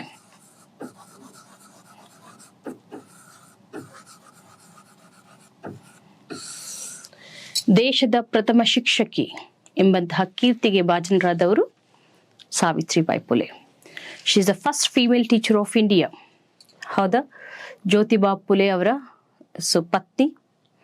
ಈ ಒಂದು ಶೂದ್ರ ಹೆಣ್ಣು ಮಕ್ಕಳಿಗೆ, ದಲಿತ ಹೆಣ್ಮಕ್ಕಳಿಗೆ, ಹಿಂದುಳಿದ ಹೆಣ್ಮಕ್ಕಳಿಗೆಲ್ಲ ಶಿಕ್ಷಣ ಕೊಡಬೇಕು ಅಂತ ತನ್ನ ಒಂದು ಜೀವವನ್ನು ಒತ್ತಾಗಿಟ್ಟು ಶಿಕ್ಷಣ ಕೊಟ್ಟವರು ಸಾವಿತ್ರಿಬಾಯಿ ಫುಲೆ. ಇವರನ್ನ ಅಕ್ಷರದವ ಅಂತ ಕೂಡ ಪ್ರೀತಿಯಿಂದ ಕರೀತಾರೆ ಜನ. ಸಾವಿತ್ರಿಬಾಯಿ ಫುಲೆ ಹೆಸರಲ್ಲಿ ನಮ್ಮ ಪ್ರಸ್ತುತ ಸರ್ಕಾರ ಎರಡು ಒಂದು ಯೋಜನೆಗಳನ್ನ ತಂದಿದೆ. ಒಂದು ಯೋಜನೆ ಏನಪ್ಪಾ ಅಂದ್ರೆ, ದ ಫಸ್ಟ್ ಸ್ಕೀಮ್, ಸೊ ಇಡೀ ಪ್ರತಿಯೊಂದು ಹಳ್ಳಿ, ಪ್ರತಿಯೊಂದು ಗ್ರಾಮ ಪಂಚಾಯತ್ ಒಂದು ಕೋಲ್ಡ್ ಪ್ರೆಸ್ ಆಯಿಲ್ ಮಿಲ್ ಅನ್ನ ತೆಗೆಯೋದು. Cold press oil mill. ಗಾಣದ ಎಣ್ಣೆ, ಇವಾಗ ಈ ಒಂದು ರಿಫೈನ್ಡ್ ಆಯಿಲ್ಗೆ ಬೇಡಿಕೆ ಕಮ್ಮಿ ಆಗ್ತದೆ. ಕಾರಣ ಏನು ಅಂತಂದ್ರೆ, ಆ ರಿಫೈನ್ಡ್ ಆಯಿಲು ಆರೋಗ್ಯಕ್ಕೆ ಒಳ್ಳೆಯದಲ್ಲ. ಸೊ ಅದರಲ್ಲಿ ಗುಡ್ ಫ್ಯಾಟ್ಸ್ ಇರೋದಿಲ್ಲ. ನೆಕ್ಸ್ಟು ಅಷ್ಟು ಚೀಪಾಗಿ ಸಿಗ್ತಾ ಇದೆ ಅಂತಂದ್ರೆ ಅದ್ರ ಜೊತೆ ಸೊ ಕೆಲವೊಂದು ಕಳಪೆ ಪದಾರ್ಥಗಳನ್ನೆಲ್ಲ ಬೆರಕೆ ಮಾಡ್ತಾರೆ. ಇದೆಲ್ಲ ಕೂಡ ತುಂಬಾ ಅವೇರ್ನೆಸ್ ಕ್ರಿಯೇಟ್ ಆಗ್ತಾ ಇದೆ. ಗಾಣದ ಎಣ್ಣೆಗೆ ಬೇಡಿಕೆ ಹೆಚ್ಚಾಗ್ತಾ ಇದೆ, ಗಾಣದ ಎಣ್ಣೆ. ಅದಕ್ಕೋಸ್ಕರ ಈಗ ಹಳ್ಳಿಗಳಲ್ಲಂತೂ ಎಣ್ಣೆ ಬೀಜಗಳು ಸಿಗುತ್ತಾ? ಎಣ್ಣೆ ಬೀಜಗಳು ಸಿಗುತ್ತೆ, ಅದಕ್ಕೆ ತಕ್ಕಾಗಿ ಒಂದು ಗಾಣದ ಎಣ್ಣೆದು ಇದನ್ನ ಹಾಕೊಟ್ಬಿಟ್ರೆ, ಅಂಗಡಿ ಹಾಕೊಟ್ಬಿಟ್ರೆ ಅಲ್ಲಿ ಮಹಿಳೆಯರಿಗೆ ಉದ್ಯೋಗ ಸಿಗುತ್ತೆ. ಸೊ ಮತ್ತೆ ಅಲ್ಲಿ ಬೇಡಿಕೆಗೆ ಅಂದ್ರೆ ಅಲ್ಲೆಲ್ಲ ಎಣ್ಣೆ ಬೀಜ ಸಿಗುತ್ತೆ, ಅದನ್ನ ಈಸಿಯಾಗಿ ಒಂದು ರಾ ಮೆಟೀರಿಯಲ್ನ ತಗೋಬಹುದು ಅವರು. ಸೊ ಮತ್ತೆ ಬೇಡಿಕೆ ಹೆಚ್ಚಾಗಿದೆ ನಗರ ಪ್ರದೇಶದಲ್ಲಿ ಗಾಣದ ಎಣ್ಣೆಗೆ. ಸೊ ಅದಕ್ಕೆ 1 ಲಕ್ಷ ನೆರವನ್ನ ಕೊಡ್ತಾರೆ ಎಲ್ಲ ಒಂದು ಗ್ರಾಮ ಪಂಚಾಯತ್ಗಳಲ್ಲಿ. SSG ಸೆಲ್ಫ್ ಹೆಲ್ಪ್ ಗ್ರೂಪ್ ಸಹಯೋಗದಲ್ಲಿ ಇದನ್ನ ಪ್ರತಿಯೊಂದು ಗ್ರಾಮ ಪಂಚಾಯತಲ್ಲೂ ನಿರ್ಮಾಣ ಮಾಡ್ತಾರೆ. ಇದಕ್ಕೆ 1 ಲಕ್ಷ ನೆರವನ್ನ ಸರ್ಕಾರ ಕೊಡುತ್ತೆ. ಓಕೆ, ನೆಕ್ಸ್ಟ್ ಇನ್ನೊಂದು ಇವರ ಹೆಸರಲ್ಲಿ ಇನ್ನೊಂದು ಏನಪ್ಪಾ ಅಂದ್ರೆ, 100 ಗ್ರಾಮ ಪಂಚಾಯತ್ಸಲ್ಲಿ ಏನ್ ಮಾಡ್ತಾರೆ ಗೊತ್ತಾ? ಇಡೀ ಒಂದು ದೇಶದಲ್ಲಿ 100 ಗ್ರಾಮ ಪಂಚಾಯತ್ಗಳಲ್ಲಿ ಕರೀತಾರೆ ಉದ್ಯೋಗದಾತರು.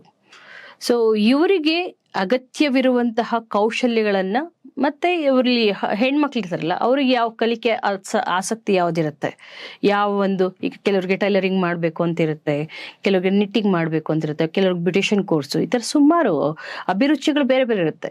ಅವರ ಅಭಿರುಚಿ ಮತ್ತೆ ಆಸಕ್ತಿಯ ಮೇರೆಗೆ ಅವ್ರಿಗೆ ಕೌಶಲ್ಯವನ್ನ ನೀಡಲಾಗುತ್ತೆ. ಓಕೆ, ಆಸಕ್ತಿಗೆ ಆಕಾಂಕ್ಷೆಗೆ ಅನುಗುಣವಾಗಿ ಟ್ರೈನಿಂಗ್ ಅನ್ನ ಕೊಡ್ತಾರೆ. ಅದು 100 ಗ್ರಾಮ ಪಂಚಾಯತ್ಸ್ ಅಲ್ಲಿ. Okay, very important. ಇದು Savitribai Phule women empowerment programme, ಮಹಿಳಾ ಸಬಲೀಕರಣ ಯೋಜನೆ. ರೈಟ್, ಇದು ಮಹಿಳಾ ಸಬಲೀಕರಣಕ್ಕೆ. ನೆಕ್ಸ್ಟ್ ಸ್ಕೀಮ್ ಬಂದು ನನ್ನ ಗುರುತು ಅಂತ. ನನ್ನ ಗುರುತು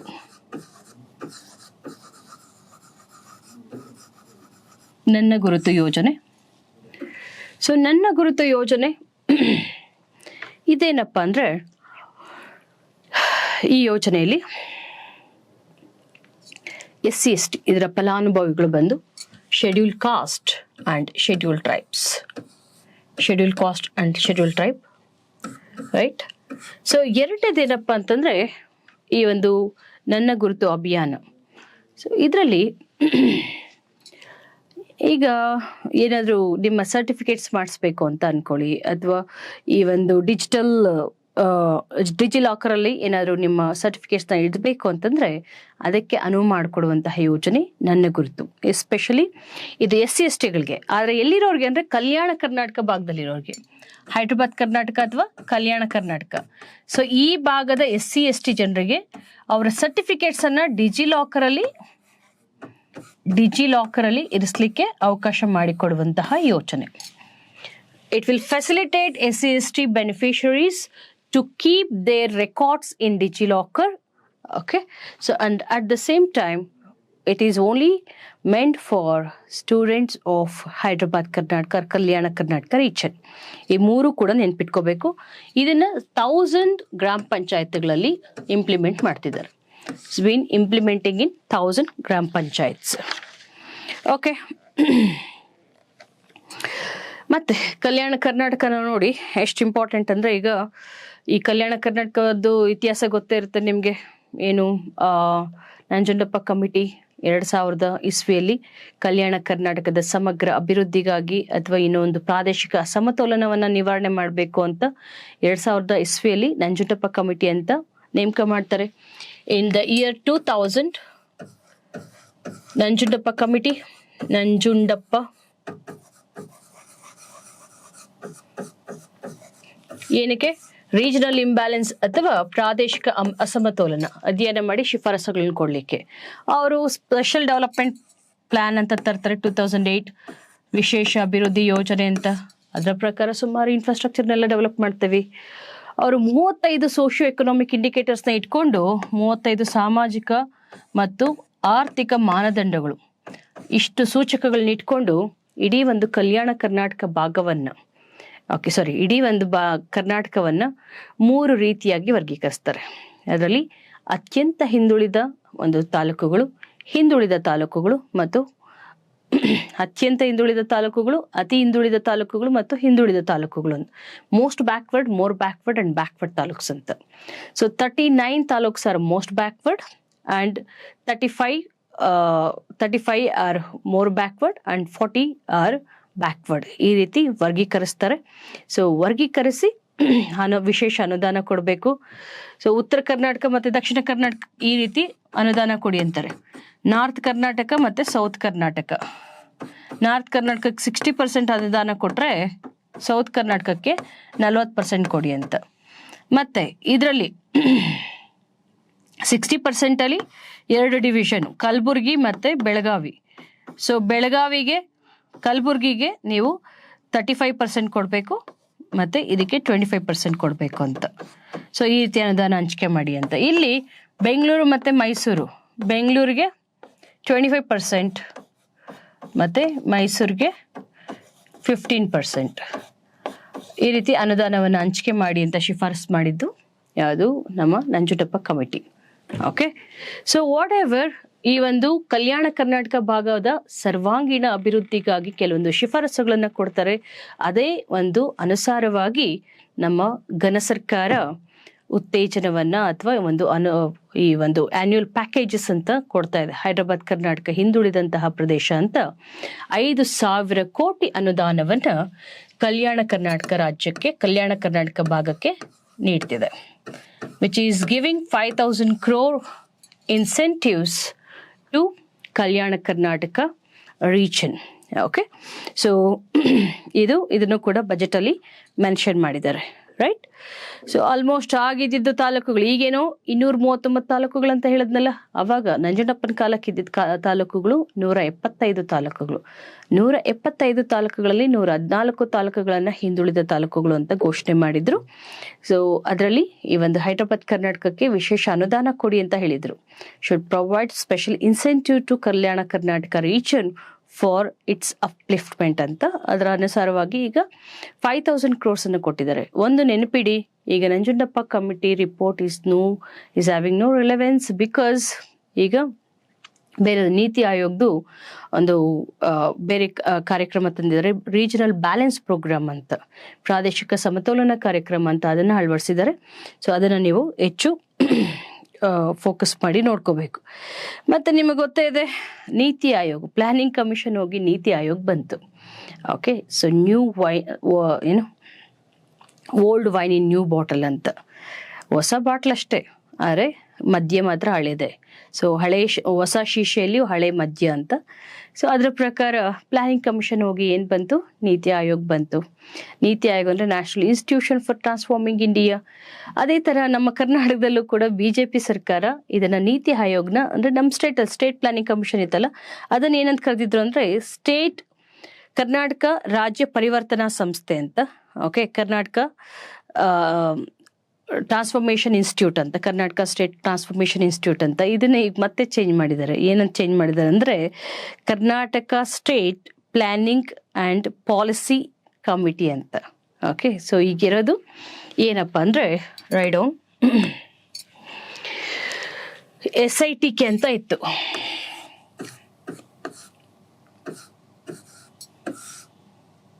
okay, Karnataka state transformation institute, Karnataka ರಾಜ್ಯ ಪರಿವರ್ತನಾ ಸಂಸ್ಥೆ ಅಂತ ಇತ್ತು.